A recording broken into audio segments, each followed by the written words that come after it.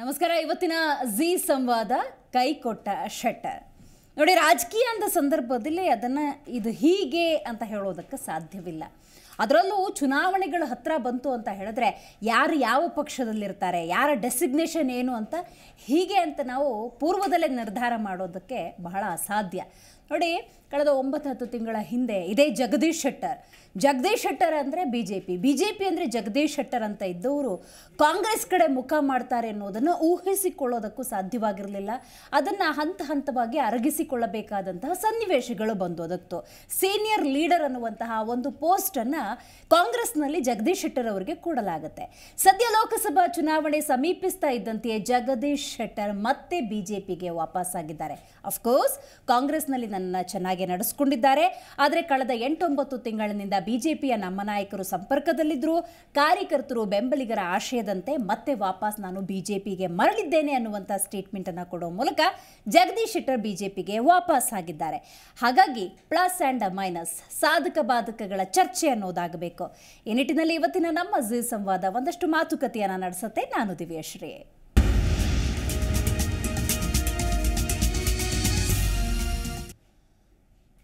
ಲೋಕಸಭಾ ಸಮರ ಅಂದ ಕೂಡಲೇ ಬಿಜೆಪಿಯ ಮೊಟ್ಟ ಮೊದಲ ಪ್ರಯತ್ನ ಅಫ್ಕೋರ್ಸ್ ಯಶಸ್ವಿಯಾಗಿದೆ.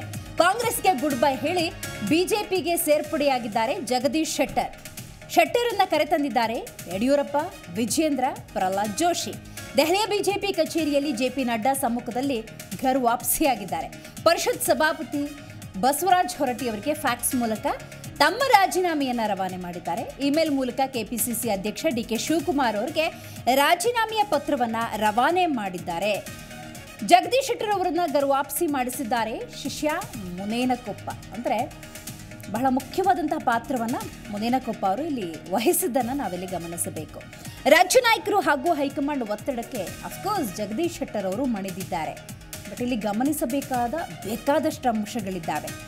ಮುಸ್ಲಿಮರ ಓಲೈಕೆ, ಹಿಂದೂಗಳ ಕಡೆಗಣನೆ ನೋಡಿ ಹಾಗಾದರೆ ಜಗದೀಶ್ ಶೆಟ್ಟರ್ ವಾಪಸ್ ಆದ್ರ ಈ ಪ್ರಶ್ನೆ ಸಹಜವಾಗಿ ಮೂಡುತ್ತೆ. ಯಾಕಂದರೆ ಬಿಜೆಪಿಯಲ್ಲಿ 35 ವರ್ಷಗಳ ಜರ್ನಿಯನ್ನು ನಡೆಸಿದಂತಹ ಜಗದೀಶ್ ಶೆಟ್ಟರ್ 8-9 ತಿಂಗಳಿನಲ್ಲಿ ಕಾಂಗ್ರೆಸ್ಸಲ್ಲಿ ಹಾಗಾದರೆ ಅಂಥದ್ದೇನು ನೋಡಿದ್ರು, ಇದು ಕೂಡ ಬಹಳ ಮುಖ್ಯ ಆಗುತ್ತೆ. ಶೆಟ್ಟರ್ ಯಾವ ಒತ್ತಡಕ್ಕೆ ಸಿಕ್ಕರೋ ಗೊತ್ತಿಲ್ಲ ಅಂತ ಡಿ ಕೆ ಶಿವಕುಮಾರ್ ಹಾಗಾದರೆ ಹೇಳಿದ್ಯಾಕೆ? ಸ್ವತಃ ಜಗದೀಶ್ ಶೆಟ್ಟರ್ ಅವರು ಸ್ವ ಇಚ್ಛೆಯಿಂದ ಕಾರ್ಯಕರ್ತರು ಮತ್ತು ಬೆಂಬಲಿಗರ ಆಶಯದಂತೆ ನಾನು ಬಿಜೆಪಿಗೆ ವಾಪಸ್ ಆಗಿದ್ದೇನೆ ಅಂತ ಹೇಳಿದ್ರು ಕೂಡ ಇಲ್ಲಿ ಗಮನಿಸಬೇಕಾದ ಮತ್ತೊಂದು ಅಂಶ ಅಂದರೆ ಡಿ ಕೆ ಶಿವಕುಮಾರ್ ಅವರ ಸ್ಟೇಟ್ಮೆಂಟ್. ಇದಕ್ಕೆ ಸಂಬಂಧಪಟ್ಟಂತೆ ಸ್ವತಃ ಜಗದೀಶ್ ಶೆಟ್ಟರ್ ಏನು ಹೇಳಿದ್ದಾರೆ ಬನ್ನಿ ಒಂದ್ಸಲ ಕೇಳ್ಕೊಂಬರೋಣ. ಸೇರ್ಪಡೆ ಆಗ್ತಾ ಇರುವುದು ನನಗೆ ಒಂದು ಸಂತೋಷದ ಸಂಗತಿ. ಮತ್ತು ಬಹಳ ಮುಖ್ಯವಾಗಿ ನಾನೇನು ವಿಧಾನ ಪರಿಷತ್ತಿನ ಸದಸ್ಯನಾಗಿ ಕೆಲಸ ಮಾಡ್ತಾ ಇದ್ದೇನೆ, ಅದು ಕಾಂಗ್ರೆಸ್ ಪಕ್ಷದ ವಿಧಾನ ಪರಿಷತ್ತಿನ ಸದಸ್ಯನಾಗಿ ಕೆಲಸ ಮಾಡ್ತಾ ಇದ್ದೇನೆ. ಆ ಹಿನ್ನೆಲೆಯಲ್ಲಿ ಕರ್ನಾಟಕದ ವಿಧಾನ ಪರಿಷತ್ತಿನ ಸಭಾಪತಿಗಳಂತ ಮಾನ್ಯ ಬಸವರಾಜ ಹೊರಟ್ಟಿ ಅವರಿಗೂ ನಾನು ಫೋನಲ್ಲಿ ಮಾತಾಡಿದ್ದೇನೆ. ಮತ್ತು ಈಗಾಗಲೇ ಇಮೇಲ್ ಮುಖಾಂತರ ಸದಸ್ಯತ್ವಕ್ಕೆ ನಾನು ಈಗಾಗಲೇ ರಾಜೀನಾಮೆಯನ್ನು ಕೊಟ್ಟಿದ್ದೇನೆ ಮತ್ತು ಆ ರಾಜೀನಾಮೆ ಎಕ್ಸೆಪ್ಟ್ ಮಾಡಬೇಕಂತೇಳಿ ನಾನು ಮಾನ್ಯ ಸಭಾಪತಿ ಹೊರಟ್ಟಿ ಅವರನ್ನ ವಿನಂತಿ ಮಾಡಿಕೊಂಡಿದ್ದೇನೆ. ಅದೇ ರೀತಿ ಕರ್ನಾಟಕದ ರಾಷ್ಟ್ರೀಯ ಕಾಂಗ್ರೆಸ್ ಪಾರ್ಟಿಯ ಅಧ್ಯಕ್ಷರಂತ ಡಿ ಕೆ ಶಿವಕುಮಾರ್ ಅವರಿಗೂ ಸಹಿತ ಕಾಂಗ್ರೆಸ್ ಪಕ್ಷದ ಪ್ರಾಥಮಿಕ ಸದಸ್ಯತ್ವಕ್ಕೆ ರಾಜೀನಾಮೆ ಕೊಟ್ಟಿದ್ದನ್ನು ಇಮೇಲ್ ಮೇಲೆ ಅವ್ರಿಗೆ ಕಳಿಸಿದ್ದೇನೆ ಮತ್ತು ಅಲ್ಲಿ ಸ್ವತಃ ಕಳಿಸುವಂಥ ವ್ಯವಸ್ಥೆಯನ್ನು ನಾನು ಮಾಡ್ತಾ ಇದ್ದೇನೆ.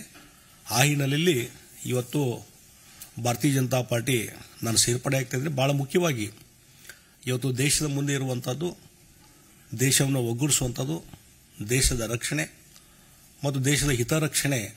ಈ ಹಿನ್ನೆಲೆಯಲ್ಲಿ ಕಳೆದ 10 ವರ್ಷದಿಂದ ನಮ್ಮ ದೇಶದ ಪ್ರಧಾನಮಂತ್ರಿ ನರೇಂದ್ರ ಮೋದಿಜಿಯವರು ಏನು ಭಾರತದ ಒಂದು ಪ್ರಗತಿಗೆ, ಇಡೀ ಜಗತ್ತಿನಲ್ಲಿ ಭಾರತದ ಒಂದು ಶಕ್ತಿ ವೃದ್ಧಿಸಲಿಕ್ಕೆ ಏನು ಕೆಲಸ ಮಾಡಿದ್ದಾರೆ, ಅವರು ಮತ್ತೊಮ್ಮೆ ಪ್ರಧಾನಮಂತ್ರಿಗಳಾಗಬೇಕು, ಮತ್ತೊಮ್ಮೆ ಅವರ ನಾಯಕತ್ವದಲ್ಲಿ ದೇಶದಲ್ಲಿ ಒಂದು ಹೆಚ್ಚಿನ ಶಕ್ತಿ ಬರಬೇಕು ಅನ್ನುವಂಥ ಹಿನ್ನೆಲೆ ಇಟ್ಟುಕೊಂಡು ಮತ್ತು ಭಾರತೀಯ ಜನತಾ ಪಾರ್ಟಿ ಇನ್ನೂ ಹೆಚ್ಚು ಶಕ್ತಿಯುತವಾಗಿ ಬೆಳಿಬೇಕು ಅನ್ನುವಂಥ ವಿಷಯ ಇಟ್ಟುಕೊಂಡು ಇವತ್ತು ಭಾರತೀಯ ಜನತಾ ಪಾರ್ಟಿಗೆ ನಾವು ಮರು ಸೇರ್ಪಡೆ ಜಗದೀಶ್ ಶೆಟ್ಟರ್ ಇದೀಗ ಬಿಜೆಪಿಗೆ ಮತ್ತೆ ವಾಪಸ್ ಮರಳಿದ್ದಾರೆ. ಇದಕ್ಕೆ ಸಂಬಂಧಪಟ್ಟಂತೆ ಸಿಎಂ ಸಿದ್ದರಾಮಯ್ಯನವರು, ಉಪಮುಖ್ಯಮಂತ್ರಿಗಳಾದಂತಹ ಡಿ ಕೆ ಶಿವಕುಮಾರ್, ಪ್ರಿಯಾಂಕ್ ಖರ್ಗೆ ಏನು ಹೇಳಿದ್ದಾರೆ ಬನ್ನಿ ಕೇಳೋಣ. ಭಾರತೀಯ ಜನತಾ ಪಕ್ಷದವರು ಅವಮಾನ ಮಾಡಿದ್ದಾರೆ. ಟಿಕೆಟ್ ಕೊಡಲಿಲ್ಲ ಅಂತ ಹೇಳಿ ಬಂದದ್ದು. ನಾವು ಅವರಿಗೆ ಚೀಫ್ ಮಿನಿಸ್ಟರ್ ಅಂತ ಹೇಳಿ ಮತ್ತೆ ಅವರು ಅಸೆಂಬ್ಲಿ ಚುನಾವಣೆಯಲ್ಲಿ ಸೋತರು ಅವ್ರ ಕ್ಷೇತ್ರದಲ್ಲಿ. ಆಮೇಲೆ MLC ಮಾಡಿದ್ರು. ಸೊ ಕಾಂಗ್ರೆಸ್ ಪಕ್ಷದಲ್ಲಿ ಅವರಿಗೆ ಯಾವುದೇ ಅನ್ಯಾಯ ಆಗಿಲ್ಲ, ಅವಮಾನನೂ ಕೂಡ ಆಗಿಲ್ಲ. ನನ್ನ ಹತ್ರ ಜಗದೀಶ್ ಶೆಟ್ಟರ್ ಅವರು ಈ ತರ ಬಂದು ರಿಕ್ವೆಸ್ಟ್ ಮಾಡ್ತಾ ಇದ್ದಾರೆ, ಪಾರ್ಲಿಮೆಂಟ್ ಅಸೆಂಬ್ಲಿ ಇಂದ ಕಳಿಸ್ತಾ ಇದ್ದಾರೆ ಅಂತ ನನಗೆ ಹೇಳಿದ್ರು. ನಾನು ನಿನ್ನೆ ಬೆಳಗ್ಗೆ ಕೂಡ ಅವ್ರ ಮಾತಾಡಿದ್ದೆ. ನಾನಂತ ಕೆಲಸ ಮಾಡುದಿಲ್ಲ, ನಾನು ಹೋಗುದಿಲ್ಲ. ರಾಜಕಾರಣಕ್ಕೆ ನನಗೆ ಕಾಂಗ್ರೆಸ್ ಪಕ್ಷ ಜೀವ ಕೊಟ್ಟಿದೆ, ಮರುಜೀವ ಕೊಟ್ಟಿದೆ. ನಾನು ಆ ಕೆಲಸ ಮಾಡುದಿಲ್ಲ ಅಂತ ಹೇಳಿದ್ದೆ. ಅದನ್ನೇ ನಾನು ನಮ್ದಲ್ಲಿಟ್ಕೊಂಡು ನಿನ್ನೆ ಮೈಸೂರಿನಲ್ಲೂ ಕೂಡ ನಾನು ಈ ವಿಚಾರನ ಪ್ರಸ್ತಾವನೆ ಮಾಡಿದೆ. ಒಬ್ಬ ಸೀನಿಯರ್ ಲೀಡರ್ ಅಂತ ಹೇಳಿ ಗೌರವದಿಂದ ಅವರೇ ಹೇಳಿದ್ರು ನನಗೆ ಆ ಪಕ್ಷ ಒಳ್ಳೇದಲ್ಲ. ಮೊನ್ನೆ ಕೂಡ ಅನೇಕ ಸ್ಟೇಟ್ಮೆಂಟ್ಗಳನ್ನು ಅವರು ಕೂಡ ಕೊಟ್ಟಿದ್ದಾರೆ. ಬೇರೆ ಬೇರೆ ಸ್ಟೇಟ್ ಈ ರಾಮ ಮಂದಿರ ವಿಚಾರದಲ್ಲಿ ಬೇರೆ ಬೇರೆ ವಿಚಾರದಲ್ಲಿ ಯಾವ ರೀತಿ ಬಿಜೆಪಿ ದುರುಪಯೋಗ ಮಾಡ್ತಾ ಇದ್ದಾರೆ ಅಂತೆಲ್ಲ ತಿಳಿದಿದ್ದಾರೆ. ಸೊ ಅವರು ಏನಾಗಿತ್ತು, ಯಾವಾಗ ಬಿಜೆಪಿಯವರ ಕೈ ಬಿಟ್ಟಿದ್ರು ಅವಾಗ ಕೈ ಹಿಡಿದಿದ್ದು ಕಾಂಗ್ರೆಸ್. ಬಿಟ್ಟು ಹೋಗಲ್ಲ ಅಂತ ನಾನು ಸಂಪೂರ್ಣವಾಗಿ ನಂಬಿದ್ವಿ. ಅವರಿಗೆಲ್ಲ ಗೌರವವನ್ನ ಕೊಟ್ಟೆ ನಾವು ಇಟ್ಕೊಂಡಿದ್ವಿ. ಯಾಕೆ ಹೋಗಿದೆ ನನಗೆ ಗೊತ್ತಿಲ್ಲ, ನಾನು ಚೆಕ್ ಮಾಡ್ಕೊತೀನಿ. ಬಿಜೆಪಿಯಲ್ಲಿ ಹಿರಿಯರಿಗೆ ಸ್ಥಾನಮಾನ ಇಲ್ಲ. ಈಗ ಅನ್ನೋ ಉದ್ದೇಶದಿಂದ ಮೋದಿಯವರ ಕೈ ಬಲಪಡಿಸಬೇಕು, ಮತ್ತೆ ಮೋದಿಯವರ ಅಧಿಕಾರಕ್ಕೆ ಬರಬೇಕು ಅನ್ನೋ ಉದ್ದೇಶಕ್ಕೆ ಬಂದಿದ್ದೀವಿ. ಪರಿಶ್ರಮ ಮಾಡಿ ಹೇಳ್ತೀವಿ. ಅದು ಈಗ 6 ತಿಂಗಳ ಹಿಂದೆ ಏನಾಗಿತ್ತು, ಮತ್ತೆ 6 ತಿಂಗಳಿಂದ ಏನಾಗಿತ್ತು. ಸೊ ಅದಕ್ಕೆ ಏನಿದೆ ನೋಡೋಣ, ಅವ್ರು ಫಸ್ಟ್ ಉತ್ತರ ಕೊಡ್ಲಿ. ಏನೇ ತಿಂಗಳಿಂದ ನನ್ನ ಬೆಂಬಲಿಗರ ಒತ್ತಡ ಆಯ್ತು, ಮರಳಿ ಬಿಜೆಪಿ ಬರ್ರಿ ಆಯ್ತು, ಅದೇನೇ ಇರಬಹುದು ಸರ್. ಕೊಡ್ಲಿ, ಅಧಿಕೃತವಾಗಿ ಅವರು ರಿಯಾಕ್ಟ್ ಮಾಡ್ಲಿ, ಅದ್ರ ಮೇಲೆ ನಾವು ರಿಯಾಕ್ಟ್ ಮಾಡ್ತೀವಿ. ಈಗ ನನಗೆ ಒಂದ್ ನಿಮಿಷ, ನೀವು ಹೇಳಿದ ಮೇಲೆ ನನಗೆ ಗೊತ್ತಾಗಿರೋದು ಅವ್ರ ಇದು ಮಾಡ್ಲಿ, ಅವ್ರೇನಿದೆ ಅದು ಉತ್ತರ ಕೊಡ್ಲಿ, ಯಾಕೆ ಬಿಟ್ಟಿದ್ದಾರೆ, ಏನ್ ಸಮಸ್ಯೆ ಇತ್ತು, ಅದಾದ್ಮೇಲೆ ನಾವೆಲ್ಲ ರಿಯಾಕ್ಟ್ ಮಾಡೋಣ ಅಂತ. ಏನಿದೆ ಕಾಂಗ್ರೆಸ್ ಪಕ್ಷ ಸರಿಯಾಗಿ ನಡೆಸ್ಕೊಳ್ಳಿಲ್ಲ. 6 ತಿಂಗಳಲ್ಲಿ ಸರಿಯಾಗಿ ನಡ್ಸ್ಕೊಂಡಿಲ್ವಾ? ಟಿಕೆಟ್ ಕೊಟ್ವಿ, ಟಿಕೆಟ್ ಅವ್ರು ತಪ್ಪಿಸಿದ್ರೆ ಅಂತ, ಅದಾದ್ಮೇಲೆ ಸೋತಾದ್ಮೇಲೆ ಮತ್ತೆ ನಾವು MLC ಮಾಡಿದ್ವಿ. ಈ ಇಷ್ಟನ್ಯಾಯ ಏನ್ ಮಾಡ್ಬಿಟ್ವಿ ಅಪ್ಪ? ಏನೇ ಇದ್ರು ಕೊಟ್ಟು ನೋಡೋಣ ಅವ್ರು ಏನ್ ಪ್ರತಿಕ್ರಿಯೆ. ಜಗದೀಶ್ ಶೆಟ್ಟರ್ ಈಗ ವಾಪಸ್ ತಮ್ಮ ಮನೆ ಸೇರ್ಕೊಂಡಿದ್ದಾರೆ. ಬಟ್ ಇಲ್ಲಿ ಹಲವಾರು ಪ್ರಶ್ನೆಗಳಂತೂ ಖಂಡಿತವಾಗ್ಲೂ ಇದ್ದೇ ಇದ್ದಾವೆ. ಸೊ ಆ ಪ್ರಶ್ನೆಗಳೇನು ಬಹಳ ಮುಖ್ಯವಾಗದನ್ನು ನಾವು ನೋಡ್ತಾ ಹೋಗಬೇಕಾಗುತ್ತೆ. ಕೈ ಅಥವಾ ಕಾಂಗ್ರೆಸ್ ಪಕ್ಷವನ್ನು ಕೈ ಹಿಡಿದಿದ್ರು. ಈಗ ಕಮಲಕ್ಕೆ ಹೋಗಿರೋದ್ರಿಂದಾಗಿ ಶೆಟ್ಟರ್ ನಡೆ ಕುರಿತಂತೆ ಹಲವು ಪ್ರಶ್ನೆಗಳು ಉದ್ಭವವಾಗ್ತಾ ಇದ್ದಾವೆ. BJPಯಲ್ಲಿ ಹಾಗಾದರೆ ಜಗದೀಶ್ ಶೆಟ್ಟರ್ಗೆ ಯಾವ ಸ್ಥಾನಮಾನ ಸಿಗುತ್ತೆ? ಯಾವ ಸ್ಥಾನಮಾನದ ಭರವಸೆಯನ್ನು ಕೊಟ್ಟು ಯಡಿಯೂರಪ್ಪನವರು ಅಥವಾ ವಿಜಯೇಂದ್ರ ಅವರು, ಮುನೇನಕೊಪ್ಪ ಅವರು, ಅಮಿತ್ ಶಾ ಅವರು ಈಗ ವಾಪಸ್ ಜಗದೀಶ್ ಶೆಟ್ಟರನ್ನು ಬರಮಾಡಿಕೊಂಡಿದ್ದಾರೆ. ಜೊತೆಗೆ ಧಾರವಾಡ ಲೋಕಸಭಾ ಕ್ಷೇತ್ರದ ಟಿಕೆಟ್ ಏನಾದರೂ ನಿಕ್ಕಿಯಾಗಿದೆಯಾ ಅಥವಾ ಕನ್ಫರ್ಮ್ ಆಗಿದೆಯಾ? ಈ ಕನ್ಫರ್ಮೇಷನ್ ಮೇಲೆ ಎಸ್ ನನ್ನನ್ನು ಪರಿಗಣಿಸ್ತಿದ್ದಾರೆ ಅನ್ನೋ ಅರಿವನ್ನು ಪಡ್ಕೊಂಡು ಜಗದೀಶ್ ಶೆಟ್ಟರ್ ವಾಪಸ್ ಆಗ್ತಿದ್ದಾರೆ. ಲೋಕಸಭಾ ಚುನಾವಣೆ ಬಳಿಕ BJP ರಾಜ್ಯಾಧ್ಯಕ್ಷರೇನಾದ್ರು ಆಗ್ತಾರೆ. ಯಡಿಯೂರಪ್ಪನವರೇ ಹಾಗೆಯೇ ವಿಜಯೇಂದ್ರ ಅವರೇ ಪ್ರಮುಖ ಪಾತ್ರವನ್ನು ವಹಿಸಿ ಕರ್ಕೊಂಡ್ಬಂದಿದ್ದಾರೆ ಅಂತ ಹೇಳಿದ್ರೆ ತಮ್ಮ ಸ್ಥಾನಕ್ಕೆ ವಿಜಯೇಂದ್ರ ಕುತ್ತು ತಂದುಕೊಳ್ಳೋದಕ್ಕೆ ಇಷ್ಟಪಡ್ತಾರೆ, ಗೊತ್ತಿಲ್ಲ. ಪರಿಷತ್ ಸ್ಥಾನ ಕಲ್ಪಿಸಿ ಮೇಲ್ಮನೆಯಲ್ಲಿ ಪ್ರತಿಪಕ್ಷ ಸ್ಥಾನ ಸಂಭವ ಅಂತ ಕೂಡ ಹೇಳಲಾಗ್ತಾ ಇದೆ. ಈ ಎಲ್ಲ ಪ್ರಯತ್ನಗಳನ್ನು ಡೆಫಿನೆಟ್ಲಿ ಮಾಡೇ ಮಾಡ್ತಾರೆ. ಕೇಂದ್ರ BJP ಬಳಗದಲ್ಲಿ ಮಹತ್ವದ ಸ್ಥಾನ ನೀಡುವಂತಹ ನಿರೀಕ್ಷೆ ಕೇಂದ್ರಕ್ಕೆ ಮೋಸ್ಟ್ಲಿ ಅರಿವಾದಂತಾಗಿದೆ. ಹಿರಿಯ ನಾಯಕರನ್ನು ಕೈಬಿಟ್ರೆ ಕರ್ನಾಟಕದಲ್ಲಿ BJP ಅಲ್ಲೋಲ ಕಲ್ಲೋಲ ಆಗತ್ತೆ ಅಂತ ಹೇಳಿ. ಸೊ ಹಾಗಾಗಿ ಏನಾದರೂ ಮಹತ್ವದ ಸ್ಥಾನ ಕೊಡ್ತಾರ ನೋಡಬೇಕು. ಶೆಟ್ಟರ್ ರಾಜೀನಾಮೆಯಿಂದ ಕಾಂಗ್ರೆಸ್ಗೆ ಕೊಂಚ ಹಿನ್ನಡೆ ಸಾಧ್ಯತೆ. ಡೆಫಿನೆಟ್ಲಿ ಸಾರ್ವತ್ರಿಕ ಚುನಾವಣೆಯಲ್ಲಿ ಅಭೂತಪೂರ್ವ ಯಶಸ್ಸನ್ನು ಕಂಡುಕೊಂಡಿರುವಂತಹ ಕಾಂಗ್ರೆಸ್ ಆ ಸ್ಥಾನದಲ್ಲಿ ಜಗದೀಶ್ ಶೆಟ್ಟರ್ ಇಲ್ಲ ಅಂದರೂ ಕೂಡ ಅದನ್ನು ಹೇಗೆ ನಿಭಾಯಿಸುತ್ತೆ ಕಾದು ನೋಡಬೇಕು. ಹುಬ್ಬಳ್ಳಿ, ಧಾರವಾಡ, ಗದಗ ಸುತ್ತ ಕ್ಷೇತ್ರಗಳಲ್ಲಿ BJPಗೆ ಮತ್ತೆ ಬಲ ಬಂದಂತಾಗಿದೆ. ಶೆಟ್ಟರ್ ಅವರಿಂದ ತೆರವಾದಂತಹ ಸ್ಥಾನಕ್ಕೆ ಹಾಗಾದರೆ ಕೈ ಅಭ್ಯರ್ಥಿ ಯಾರು? ಏನು ಸ್ಟ್ರಾಟಜಿಯನ್ನು ಹಾಗಾದರೆ ಕಾಂಗ್ರೆಸ್ ಮುಂದಕ್ಕೆ ಪ್ಲೇ ಮಾಡುತ್ತೆ ಕಾದು ನೋಡಬೇಕಾಗಿದೆ. ಉತ್ತರ ಕರ್ನಾಟಕದ ಪ್ರಭಾವಿ ನಾಯಕರಿಗೆ ವರದಾನವಾಗುವಂತಹ ಸಂಭವ ಇದೆ. ಯಾಕಂದರೆ ಹೇಳಿದ್ರೆ ಸಹಜವಾಗಿ ಉತ್ತರ ಕರ್ನಾಟಕದ ಪ್ರಭಾವಿ ನಾಯಕರ ಸಾಲಿನಲ್ಲಿ ಜಗದೀಶ್ ಶೆಟ್ಟರ್ ಇರೋದ್ರಿಂದಾಗಿ, ಈಗ ಸದ್ಯ ಕಾಂಗ್ರೆಸ್ಸನ್ನು ಅವರು ಬಿಟ್ಟಿರೋದ್ರಿಂದಾಗಿ BJPಗೆ ಇದು ಡೆಫಿನೆಟ್ಲಿ ವರದಾನ. CM DK ಶಿವಕುಮಾರ್ಗೆ ಹೊಸ ನೋವನ್ನು ಡೆಫಿನೆಟ್ಲಿ ಶೆಟ್ಟರ್ ಈಗ ತಂದಿಟ್ಟಿದ್ದಾರೆ. ಬಟ್ ಆ ಪರಿಸ್ಥಿತಿಯನ್ನು ಹೇಗೆ ನಿಭಾಯಿಸ್ತಾರೆ ಅನ್ನೋದನ್ನು ನಾವು ಸದ್ಯ ಕಾದು ನೋಡಬೇಕಾಗಿದೆ. ಇದೇ ವಿಚಾರಕ್ಕೆ ಸಂಬಂಧಪಟ್ಟಂತೆ ಮಾತಾಡಲಿಕ್ಕೆ AP ವಕ್ತಾರರಾಗಿರುವಂಥ ಡಾಕ್ಟರ್ ಕೇಶವ್ ಕುಮಾರ್ ಅವರು ನಮ್ಮ ಜೊತೆ ಇದ್ದಾರೆ. ಸರ್, ಕಾರ್ಯಕ್ರಮಕ್ಕೆ ಸ್ವಾಗತ ನಿಮಗೆ. ಇನ್ನು KPCC ವಕ್ತಾರರಾಗಿರುವಂಥ ಆನಂದ್ ಅವರಿದ್ದಾರೆ, ಸ್ವಾಗತ ನಿಮಗೂ ಕೂಡ. ಕೇಶವ್ ಕುಮಾರ್ ಅವರೇ, ನೀವು ತಿಳಿಸ್ಕೊಡ್ಬೇಕು. ಇವತ್ತು BJPಯಲ್ಲಿ ಬಹುದೊಡ್ಡ ಬೆಳವಣಿಗೆ, ಅಫ್ಕೋರ್ಸ್ ಕಾಂಗ್ರೆಸ್ನಲ್ಲೂ ಕೂಡ ಅಂಥದ್ದೇ ಒಂದು ಬಹುದೊಡ್ಡ ಬೆಳವಣಿಗೆ ಆಗಿದೆ. ನಿಮ್ಮ ಫಸ್ಟ್ ರಿಯಾಕ್ಷನ್ ಏನು? ನೋಡಿ, ಇದು BJP ಕಾಂಗ್ರೆಸ್ ಅನ್ನೋದಕ್ಕಿಂತ ಶೆಟ್ಟರ್ ಬಗ್ಗೆ ಮಾತಾಡೋಣ. ಈ ಶೆಟ್ಟರ್ ಅಂತ ಬಹಳಷ್ಟು ಜನ ರಾಜಕಾರಣಿಗಳಿದ್ದಾರೆ. ಇದು ಏನಂತಂದ್ರೆ ಇವರಿಗೆ ಒಂದು ಪಕ್ಷ ಸಿದ್ಧಾಂತ ಅನ್ನೋದೇನಿಲ್ಲ. ಇವ್ರಿಗೆ ಏನಂದ್ರೆ ಬರೀ ಸ್ವಾರ್ಥ ರಾಜಕಾರಣ ಅಷ್ಟೇ. ಅವರ ಈ ಅಧಿಕಾರ ಎಲ್ಲಿ ಹೆಚ್ಚು ಸಿಗುತ್ತೋ, ಅವ್ರಿಗೆ ಲಾಭ ಇಲ್ಲ ಹೆಚ್ಚಾಗುತ್ತೋ ಅನ್ನೋದೇ ಆವಾಗಲೂ ಯೋಚನೆ ಮಾಡ್ತಿರ್ತಾರೆ. ಇವತ್ತಿನ ದಿವಸ ಶೆಟ್ಟರ್ ಅವ್ರದ್ದು ಈ ಹಿಂದಿನ ಕಾಂಗ್ರೆಸ್ ಸೇರಿ ಹಿಂದೆ ಮಾತಾಡೋದಾದ್ರೆ BJPನವರು ಅವ್ರು ಕೊಟ್ಟಿಲ್ಲದೆ ಇರೋ ಸ್ಥಾನ ಇಲ್ಲ. CM ಮಾಡಿದ್ರು, ಪಕ್ಷದ ಅಧ್ಯಕ್ಷರು ಮಾಡಿದ್ರು, ವಿರೋಧ ಪಕ್ಷದ ನಾಯಕರು ಮಾಡಿದ್ರು, ಈ ಸ್ಪೀಕರ್ ಆಗಿದ್ರು, ಎಲ್ಲ ಸ್ಥಾನಗಳು ಕೊಟ್ಟಿದ್ರು. ಅಷ್ಟಾದ್ರೂ ಅವತ್ತಿನ ದಿವಸ ಟಿಕೆಟ್ ಕೊಡಲಿಲ್ಲ, ಅದು ಅವ್ರ ಕುಟುಂಬದವ್ರಿಗೆ ಯಾರಿಗೂ ಟಿಕೆಟ್ ಕೊಡಲಿಲ್ಲ ವಿಧಾನಸಭೆಯಲ್ಲಿ ಅನ್ನೋ ಒಂದು ಕಾರಣದಿಂದ ಅವ್ರು ಬಿಟ್ಟು ಕಾಂಗ್ರೆಸ್ಗೆ ಹೋಗಿ ಅಲ್ಲಿಂದ ಚುನಾವಣೆ ನಿಂತು ಸೋತಿದ್ರು. ಸೊ ಆಮೇಲೆ ಕಾಂಗ್ರೆಸ್ನವರು MLC ಮಾಡಿದ್ರು. ಇದೇನಂತಂದ್ರೆ ಇವರಿಗೆ ನೋಡಿ, ಪಕ್ಷ ಸಿದ್ಧಾಂತನೇ ಹೆಚ್ಚಾಗಿದ್ದಿದ್ರೆ BJPಯಲ್ಲಿ ಉಳ್ಕೊಳ್ಬೇಕಾಗಿತ್ತು. ನೋಡಿ, ಇದೇ ತರ ಇವಾಗ ನೋಡಿ, ಈಶ್ವರಪ್ಪನಂತ ಒಬ್ಬ ನಾಯಕರಿಗೂ ಅವ್ರಿಗಾಗ್ಲಿ ಅವ್ರ ಕುಟುಂಬದವ್ರಿಗೆ ಯಾರಿಗೂ ಟಿಕೆಟ್ ಕೊಟ್ಟಿರ್ಲಿಲ್ಲ. ಅವರು ಬಿಟ್ಟು ಹೋಗ್ಬೋದಿತ್ತು, ಆದ್ರೆ ಅವ್ರು ಬಿಟ್ಟು ಹೋಗಿರ್ಲಿಲ್ಲ. ತಾಳ್ಮೆ ಇದೆ ಅಂತಂದ್ರೆ ಒಂದು ಪಕ್ಷ ಸಿದ್ಧಾಂತ ಕಟ್ಟುಬದ್ದಾಗಿ ನಿಂತಿದ್ದಾರೆ. ಆದ್ರೆ ಇವ್ರಿಗೆ ಒಂದು ಪಕ್ಷ ಸಿದ್ಧಾಂತ ಅನ್ನೋದೇನಿಲ್ಲ. ಇವ್ರು ಸ್ವಂತ ಲಾಭಕ್ಕೋಸ್ಕರ ಹೋದ್ರು. ಅಲ್ಲಿ BJP ಅಲ್ಲಿ ಕಾಂಗ್ರೆಸ್ಗೆ ಹೋಗಿದ ತಕ್ಷಣ ಅಲ್ಲಿ MLC ಮಾಡ್ಕೊಡ್ಸ್ತಾರೆ. ಬಹುಶಃ ಇವ್ರು ಏನಾದ್ರು ದೊಡ್ಡ ಸಚಿವ ಸ್ಥಾನನೋ ಬೇರೆ ಹುದ್ದೆ ಕೊಡ್ತಾರೆ ಅನ್ನೋ ಒಂದು ಆಸೆ ಏನಾದ್ರು ನಿರೀಕ್ಷೆ ಏನಾದ್ರು ಇತ್ತೇನೋ ಅದು ಆಗಿಲ್ಲ ಅಲ್ಲಿ. ಯಾಕಂತಂದ್ರೆ ಬರೀ ಒಂದು MLC ಆಗಿ ಕೂತಿರೋದು ಮೋಸ್ಟ್ಲಿ ಅವ್ರಿಗೆ ಆಗಿಲ್ಲ ಅಂತ ಕಾಣುತ್ತೆ. ಇವತ್ತಿನ ಬದಲಾದ ಒಂದು ರಾಜಕೀಯ ವಿದ್ಯಮಾನದಲ್ಲಿ ಇಲ್ಲಿ ಇನ್ನೂ ಏನು ಹೆಚ್ಚಿಗೆ ಏನಾದ್ರು ಸಿಗ್ಬೋದೇನೋ ಒಂದು ಆಶಯದಿಂದ ಇವಾಗ BJPಗೆ ವಾಪಸ್ ಹೋದಂಗೆ ಕಾಣ್ತಾ ಇದೆ. ಆದರೆ BJPನವರು ಇವತ್ತಿನ ದಿವಸ ಅವ್ರನ್ನ ವಾಪಸ್ ಕರ್ಕೊಳ್ಳೋಕ್ಕಿಂತ ಮುಂಚೆ ಅವರು ಆಲೋಚನೆ ಮಾಡಬೇಕಾಗಿತ್ತು. ನಮ್ಗೆ ಈ ಥರ ಮಾಡಿರೋದು ಅಂತ ನಾಯಕರನ್ನ ವಾಪಸ್ ಕರ್ಕೊಂಡ್ರೆ ನಮ್ಗೆ ಇದು ನಿಜವಾಗ್ಲೂ ಪ್ಲಸ್ ಆಗುತ್ತಾ ಮೈನಸ್ ಆಗುತ್ತಾ ಅನ್ನೋದು ಯೋಚನೆ ಮಾಡಬೇಕು.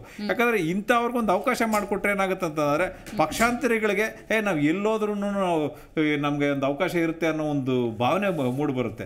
ಇಂಥ ಪಕ್ಷಾಂತರಿಗಳಿಗೆ BJP ಆಗಲಿ ಕಾಂಗ್ರೆಸ್ ಆಗಲಿ ಇನ್ನೊಂದು ಪಕ್ಷ ಆಗಲಿ ಅವಕಾಶ ಮಾಡಿಕೊಡಬಾರ್ದು. ಯಾಕಂತಂದ್ರೆ ಅವ್ರಿಗೆ ಎಲ್ಲ ಸ್ಥಾನಗಳು ಕೊಟ್ಟಿದ್ರು ಅವ್ರು ಬಿಟ್ಟೋದಾಗ ಮತ್ತೆ ವಾಪಸ್ ಬರ್ತೀನಿ ಅಂತಂದಾಗ ಅಂಥವ್ರಿಗೆ ಅವಕಾಶ ಮಾಡಿಕೊಟ್ರೆ, ಈಗ ನೋಡಿ ಕಾಂಗ್ರೆಸ್ನವರು ಇವಾಗ ಆಪರೇಷನ್ ಮಾಡ್ತೀವಿ, ಎಲೆಕ್ಷನ್ ಮುಗಿದಾಗ್ಲಿಂದನೂ ಹೇಳ್ತಾ ಇದ್ದಾರೆ ನಾವು ರಿವರ್ಸ್ ಆಪರೇಷನ್ ಮಾಡ್ತೀವಿ ಬಿಟ್ಟು.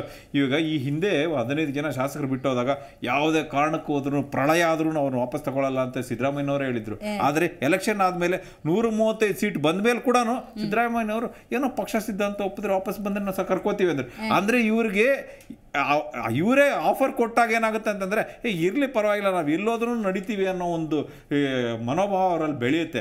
ಆ ತರ ಒಂದು ಅವಕಾಶ ಮಾಡ್ಕೊಡ್ಬಾರ್ದು ಯಾವುದೇ ಒಂದು ಪಕ್ಷದಲ್ಲಿ. ಸದ್ಯ ಅವಕಾಶವಾದಿ ರಾಜಕಾರಣಿ ತರ ಜಗದೀಶ್ ಶೆಟ್ಟರ್ ಕಾಣಿಸ್ತಾ ಇದ್ದಾರೆ. ರೈಟ್, ಇದೀಗ ನಮ್ಮ ಕಾರ್ಯಕ್ರಮದಲ್ಲಿ JDS ವಕ್ತಾರರಾಗಿರುವಂತಹ ತಿಮ್ಮೇಗೌಡರು ಜಾಯ್ನ್ ಆಗಿದ್ದಾರೆ. ಸರ್ ನಮಸ್ಕಾರ, ಮಾತಾಡ್ತೀನಿ ನಿಮ್ಮ ಜೊತೆ. ಆನಂದ್ ಅವರೇ, ನೀವು ಹೇಳಬೇಕು, ಬಿಟ್ಟು ಹೋಗಿದ್ದಾರೆ ನಿಮ್ಮ ಪಕ್ಷವನ್ನ, ಏನಾದರೂ ಬಹಳ ವ್ಯತ್ಯಾಸ ಆಗುತ್ತಾ ಅಥವಾ ವಿಲ್ ಮ್ಯಾನೇಜ್ ಅಂತನಾ? It will manageable actually. ನಮಗೆ ಜಗದೀಶ್ ಶೆಟ್ಟರು ಬಿಟ್ಟು ಹೋಗಿರೋದು ಸ್ವಲ್ಪ ಬೇಸರನೇ. ಯಾಕೆ ಬೇಸರ ಅಂದ್ರೆ ಅವ್ರು ಏನು ಕಾರಣ ಇಲ್ಲದೆ ಹೋದ್ರಲ್ಲ ಪಾಪ ಅಂತ. ನಾವು ಯಾವತ್ತೂ ಕೂಡ ನಮ್ಮ ಪಕ್ಷಕ್ಕೆ ಬಂದ ನಂತರ, ನಮ್ಮ ಪಕ್ಷ ತತ್ವ ಸಿದ್ಧಾಂತವನ್ನು ಒಪ್ಕೊಂಡು ಬಂದ ನಂತರ ಯಾವುದು ಕಾರಣ ನೀಡದೆ ಯಾಕೆ ಹೋದ್ರು ಅನ್ನೋದು ಗೊತ್ತಾಗ್ಲಿಲ್ಲ. ಅವರೇ ಜಗದೀಶ್ ಶೆಟ್ಟರ್ ನಿಮ್ಮ ಪಕ್ಷದ ತತ್ವ ಸಿದ್ಧಾಂತವನ್ನ ಒಪ್ಪಿ ಬಂದ್ರು ಅಂತ ಅನ್ಸುತ್ತೆ. ಇನ್ನಂಗ್ ಬಂದ್ರು ಅಂತ ನೀವು ಹೇಳಬೇಕು. ಪರಿಸ್ಥಿತಿ ಏನು ಗೊತ್ತಿಲ್ಲ, ಏನಂತ ಹೇಳಿದ್ರು ಅವರು,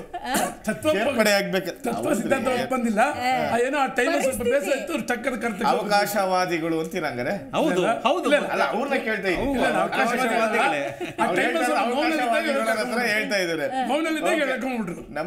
ನಮ್ಮ ಪಾರ್ಟಿಗೆ ತತ್ವ ಸಿದ್ಧಾಂತವನ್ನು ಒಪ್ಕೊಂಡ್ ಬಂದಿದೆ ಅಂತ ನಮ್ಮ ಅನಿಸಿಕೆ. ಅವ್ರ ಆತರ ಅನಿಸಿಕೆ ಇರ್ತಾನೆ, ನಮ್ಮ ಸ್ನೇಹಿತರ ಅನಿಸಿಕೆ ಆತರದ್ದು ನಾವೇನ್ ಮಾಡಕ್ಕೆ, ಅದು ಸ್ವಾಗತಾರ್ಹ. ನೀವು ಹಂಗ ಅನ್ಕೊಂಡಿದ್ದೀರಿ, ನಾವ್ ಹಾಗೆ ಅನ್ಕೊಂಡಿದ್ದೀವಿ. Okay fine. ಅವತ್ತಿಂದ ಅಲ್ಲ, ನೀವು ಅವತ್ತು ಹೇಳಿದ ಮಾತು ನನಗೆ ನೆನಪಿದೆ. ಲಕ್ಷ್ಮಣ್ ಸವದಿ ಒಂದ್ ಕಡೆ, ಜಗದೀಶ್ ಶೆಟ್ಟರ್ ಒಂದ್ ಕಡೆ, ಇದೇ DK ಶಿವಕುಮಾರ್ ಅವರು, ಸಿದ್ದರಾಮಯ್ಯನವರು, ನಮ್ಮ ಪಕ್ಷಕ್ಕೆ ಬಲ ಬಂದಿದೆ. ಜಗದೀಶ್ ಶೆಟ್ಟರ್ ಬಂದಿದ್ರಿಂದಾಗಿ ಉತ್ತರ ಕರ್ನಾಟಕ ಭಾಗದ ಒಬ್ಬ ಪ್ರಭಾವಿ ನಾಯಕ ನಮ್ಮ ಜೊತೆ ಇರೋದ್ರಿಂದಾಗಿ ಅಫ್ಕೋರ್ಸ್ ಮುಂದಿನ ದಿನಗಳಲ್ಲಿ ಕಾಂಗ್ರೆಸ್ ಉತ್ತರ ಕರ್ನಾಟಕ ಭಾಗದಲ್ಲಿ ಹ್ಯಾಕ್ ಕೆಲಸ ಮಾಡುತ್ತೆ ಅನ್ನೋದನ್ನ ನೋಡಬಹುದು. ಆ ಬಲ ಕುಸಿತಾ ಹೋಗ್ತಾ ಇದೆಯಾ ಜಗದೀಶ್ ಶೆಟ್ಟರ್ ಅವ್ರನ್ನ ಕಳ್ಕೊಂಡಿದ್ರಿಂದಾಗಿ? ಬಲ್ಲ ಇದು ಆಕ್ಚುಲಿ ನೋಡಿ, ನಿಮ್ಮ ಪರ್ಸೆಪ್ಷನ್ ಹೆಂಗಿದೆ ಅಂತಂದ್ರೆ, ಬರ್ಬೇಕಾದ್ರೆ ನಾವು ಯಾವುದೇ ಕಾರಣಕ್ಕೆ ಯಾವುದೇ ಒಬ್ಬ ರಾಜಕೀಯ ವ್ಯಕ್ತಿಗೆ ಅಲ್ಲೆಲ್ಲೋ ನೋವಾಗಿದೆ, ಏನೋ ಬರ್ತಾ ಇದೀವಿ ಅಂತಂದಾಗ ಸ್ವಾಗತ ಮಾಡೋದು ಎಲ್ಲ ಪಕ್ಷದಲ್ಲೂ ಇರುವಂತಹ ಒಂದು ಪದ್ಧತಿ. ಅವ್ರು ಬಂದಾಗ ಶಕ್ತಿ ಬರುತ್ತೆ ಅಂತ ನಾವು ಅನ್ಕೊಳ್ತೀವಿ. ಅಫ್ಕೋರ್ಸ್ ಎಲ್ಲ ಪಾರ್ಟಿಗಳಲ್ಲೂ ಬೇರೆ ಪಾರ್ಟಿಯಿಂದ ಬಂದಾಗ ಸೇರ್ಪಡೆ ಆದಾಗ ಅವ್ರು ಬಂದು ಸೇರ್ಕೊಂಡ ನಂತರ ಅವ್ರ ಕಾರ್ಯಕರ್ತರಾಗಬಹುದು ಅಥವಾ ಅವರ ಪದಾಧಿಕಾರಿಗಳು ಅವರೆಲ್ಲ ಬರೋದ್ರಿಂದ ಪಕ್ಷಕ್ಕೆ ಇನ್ನೊಂದು ಸ್ವಲ್ಪ ಶಕ್ತಿ ಬರುತ್ತೆ ಅಂತ ಎಲ್ಲ ಅನ್ಕೋತೀವಿ. ಆದ್ರೆ ವಾಸ್ತವಾಂಶ ನಾನೊಬ್ಬ ಕಾರ್ಯಕರ್ತನಾಗಿ ಅಲ್ಲಿ ಏನು ಇರುತ್ತೆ ಅನ್ನೋದಂದ್ರೆ ಅದು ಅಲ್ಲಿ ಪರಿಸ್ಥಿತಿನ ವಾತಾವರಣನೇ ಬೇರೆ ತರ ಇರುತ್ತೆ. ಅಫ್ಕೋರ್ಸ್ ಅವ್ರು ಬಂದಿದ್ದಕ್ಕೆ ನಮ್ಗೆ ಶಕ್ತಿ ಇದೆ, ಅವ್ರು ಟಿಕೆಟ್ ಕೊಟ್ಟು ಅವರು ಸಾಮಾನ್ಯವಾದ ವ್ಯಕ್ತಿ ಏನಲ್ಲ. ಅವ್ರನ್ನ ಕೇಳ್ಬೇಕು ಮೇಡಮ್, ಇದು ನನ್ನ ಕೇಳೋದಕ್ಕಿಂತ ಅವ್ರನ್ನ ಕೇಳೋದು ಬಹಳ ಉತ್ತಮ ಅನ್ಸುತ್ತೆ. ಏಕೆಂದ್ರೆ ನಾವೇನಾದ್ರು ಕಳ್ಸಿದ್ರೆ ಇಲ್ಲ ನಾವೇನಾದ್ರು ಮೋಸ ಮಾಡಿದ್ರೆ ಅವ್ರು ಟಿಕೆಟ್ ಕೊಟ್ಟಿದೀವಿ. ಪಾಪ ಹಿರಿಯರಿದ್ದಾರೆ, ಸಾಮಾನ್ಯದವರೆಲ್ಲ ಅವರು ಸಭಾಪತಿಗಳಾಗಿದ್ದವರು, ಮುಖ್ಯಮಂತ್ರಿಗಳಾಗಿದ್ದವರು, ಸಚಿವರಾಗಿದ್ದರು, ಒಂದು ಸಮುದಾಯವನ್ನು ಪ್ರತಿನಿಧಿಸುವಂತ ಮಹಾನ್ ನಾಯಕರು ಕೂಡ ಅವರು ಕ್ರಾಶ್ ಲೆವೆಲ್ ಇಂದ ಬಂದಿರೋರು. ಅವರು ಅವ್ರೇನು ಹೆಲಿಕಾಪ್ಟರ್ ಇಂದ ಬಂದಂತಾರಲ್ಲ, ಸಂಘ ಸಂಸ್ಥೆಯ ಇದರಿಂದ ಸಂಘ ಪರಿವಾರದ ಹಿನ್ನೆಲೆಯನ್ನು ಬಂದಿರೋದು. ಅವ್ರೇನು ಅವ್ರದೇ ಆದಂಥ ಶಕ್ತಿ ಇದೆ ಅಂತ ನಮಗೂ ಗೊತ್ತು, ನಿಮಗೂ ಗೊತ್ತು, ಇಡೀ ನಮ್ಮ ರಾಜ್ಯಕ್ಕೆ ಗೊತ್ತು. ಅವ್ರಿಗೆ ಕೊಡಬೇಕಂತ ಗೌರವ ಎಲ್ಲಾ ರೀತಿಯಲ್ಲೂ ಕೊಟ್ಟಿದ್ದೀವಿ. ಅವ್ರು ಬಂದ್ರು, ಅವ್ರ ಟಿಕೆಟು ಕೊಟ್ವಿ, ಅಲ್ಲಿ ಟಿಕೆಟ್ ತಪ್ಪಿಸೋದು ಜಗದೀಶ್ ಶೆಟ್ಟರ್ ಹೇಳಿದ್ದಾರೆ ಕಾಂಗ್ರೆಸ್ ಅಲ್ಲಿ ನೋಡಿ, ಅವ್ರು ಯಾವುದೇ ಕಾರಣಕ್ಕೂ ಅವ್ರ ಹಿರಿಮೆಗಾಗ್ಲಿ ಅಥವಾ ಅವರ ಇದಕ್ಕಾಗ್ಲಿ ಅವ್ರ ಅನುಭವಕ್ಕಾಗ್ಲಿ ನಾವ್ ಯಾವತ್ತೂ ಯಾರೋ ಒಂದು ಸ್ಟೇಟ್ಮೆಂಟ್ ಒಬ್ಬ ನಾಯಕರು ತೋರಿಸ್ತೀವಿ ಜಗದೀಶ್ ಶೆಟ್ಟರ್ ಬಗ್ಗೆ ಹಿಂಗ್ ಮಾತಾಡಿದ ತುಚ್ಛವಾಗಿ ಅಂತ ಯಾರು ಮಾತಾಡಿಲ್ಲ. ಅವ್ರಿಗೆ ಆಫರ್ ಇದೆಯೋ ಅಲ್ಲಿ ಯಾವ್ದೋ ಪ್ರೆಷರ್ ಇದೆಯೋ ಅಲ್ಲಿ ಏನಿಲ್ಲ ಗೊತ್ತಿಲ್ಲ. ಪಕ್ಷ ನಡ್ಕೊಂತಕ್ಕಂತ ಇದು ಹೇಳಿಕೆಗಳು ಅದು ಸ್ವಲ್ಪ ಅವ್ರಿಗೆಲ್ಲೋ ಒಂದ್ ಕಡೆ ಮನಸ್ಸಿನ ಬಗ್ಗೆ ಎಲ್ಲ ಅಂತ ನೋಡೋಣ. ತಿಮ್ಮೇಗೌಡ್ರೆ ನೋಡಿ ಹೇಳಿ ಮುಗಿಸ್ಬಿಡ್ಲ ಆಮೇಲೆ ಹೇಳಿ ಅವರು ಆ ರೀತಿ ನಾವು ನಡೆಸ್ಕೊಂಡಿದ್ವಿ. ಅವ್ರು ಕೇಳಿದ ಅವರು 30-35 ಸಾವಿರ ಓಟ್ಗಳಿಂದ ಏನೋ ಅಂತದ್ರಿಂದ ಏನೋ ಅವರು ಪರಾಜಿತರಾದ್ರು, ಆದ್ರೂ ಕೂಡ ಅವ್ರಿಗೆ MLC ಮಾಡಿದ್ವಿ. ಅದೇನೋ ಅವ್ರಿಗೆ ನೀವು ಕೇಳ್ಬೇಕು. ಈಗ ಅಲ್ಲೂ ಕೂಡ ಗೌರವಯುತವಾಗಿ ಮಾತಾಡಿದ, ಕಾಂಗ್ರೆಸ್ ಬಗ್ಗೆ ಒಂದು ತುಚ್ಛವಾಗಿ ಮಾತಾಡಿಲ್ಲ, ಅವರು ಮಾತಾಡಿಲ್ಲ, ನಮ್ಮ ನಾಯಕರುಗಳು ಕೂಡ ಯಾರು ಮಾತಾಡಿಲ್ಲ. ಅವ್ರು ಏನ್ ತಗೊಂಡಿದ್ದಾರೆ ನಿರ್ಧಾರ ಅದನ್ನ ಅವ್ರನ್ನೇ ಕೇಳ್ಬೇಕು ಅಂತ ನೋಡೋಣ. ತಿಮ್ಮೇಗೌಡ್ರು ಏನಂತಾರೆ ಅಂತ. ಕಾಂಗ್ರೆಸ್ಸಿಗೆ ಸೇರ್ಕೊಂಡ್ಮೇಲೆ ಈಗ ಹಿಸ್ಟ್ರಿ ಅನ್ನೋದು ಬಹಳ ಮುಖ್ಯ. ಈ 30-35 ವರ್ಷ ನಮ್ಮ ಮನೇಲಿ ಇದ್ಕೊಂಡು ಈಗ ಒಂದು 6-7 ತಿಂಗಳು ಬಾಡಿಗೆ ಮನೇಲಿ ಇದ್ದಾಗ ಸ್ವಲ್ಪ ಅಡ್ಜಸ್ಟ್ ಆಗಲ್ಲ. ಸೊ ಅಂತ ಅಡ್ಜಸ್ಟ್ ಆಗದಿರೋ ಕೆಲವೊಂದು ನಡವಳಿಕೆಗಳನ್ನ ಜಗದೀಶ್ ಶೆಟ್ಟರ್ ಏನು ಕಂಡುಕೊಂಡಿದ್ದಾರೆ, ಬೇಡಪ್ಪ ಇಲ್ಲಿರೋದು ಅಂತ ಹೇಳಿ ಏನಾಗಿರಬಹುದು? ನೋಡಿ ಮೇಡಮ್, ಅವರು BJP ಪಕ್ಷದ ಜೊತೆಗೆ ಅವರ ಒಂದು ಸಂಬಂಧ ಏನಿತ್ತು ಅದು ರಕ್ತಗತವಾಗಿತ್ತು. ಜೊತೆಗೆ ಆ ಪಕ್ಷದಲ್ಲಿ BJP ಜಗದೀಶ್ ಶೆಟ್ಟರಿಂದ ಆ ಪಕ್ಷಕ್ಕೂ ಕೂಡ ತುಂಬ ಅನುಕೂಲ ಆಗಿದೆ.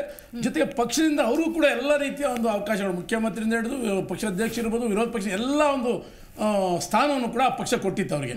ಅದೇ ರೀತಿ ಇವರು ಕೂಡ ಆ ಪಕ್ಷಕ್ಕೆ ಇದ್ರು. ಆದರೆ ಎಲ್ಲ ಲಾಸ್ಟ್ ಟೈಮ್ ಚುನಾವಣೆ ಸಂದರ್ಭದಲ್ಲಿ ಸ್ವಲ್ಪ ಗೊಂದಲ ಆಗಿತ್ತು. ಆದರೆ ಅವ್ರ ದುಡುಕಿನ ನಿರ್ಧಾರ ಅಂತ ಹೇಳ್ಬೋದು, ಅದು ಆ ಕ್ಷಣದ ನಿರ್ಧಾರ. ಬಟ್ ಅವತ್ತು ಕೂಡ ನಾನು ಇದೇ ಚಾನಲ್ ಹೇಳ್ತಾ ಇದ್ದೆ ಅನ್ಸುತ್ತೆ, ಅವತ್ತು ಯಡಿಯೂರಪ್ಪನವ್ರು ಹೇಳಿದ್ರು, ನಾನು ಕೂಡ ಪಕ್ಷ ಬಿಟ್ಟೆ, ನನಗೂ ಅಸಮಾಧಾನ ಆಗಿತ್ತು, ಆದ್ರೆ ನಾನು ಯಾವತ್ತೂ ಕೂಡ ಕಾಂಗ್ರೆಸ್ಸಿಗೆ ಹೋಗ್ಲಿಲ್ಲ, KJP ಕಟ್ತೆ ಅಂತ.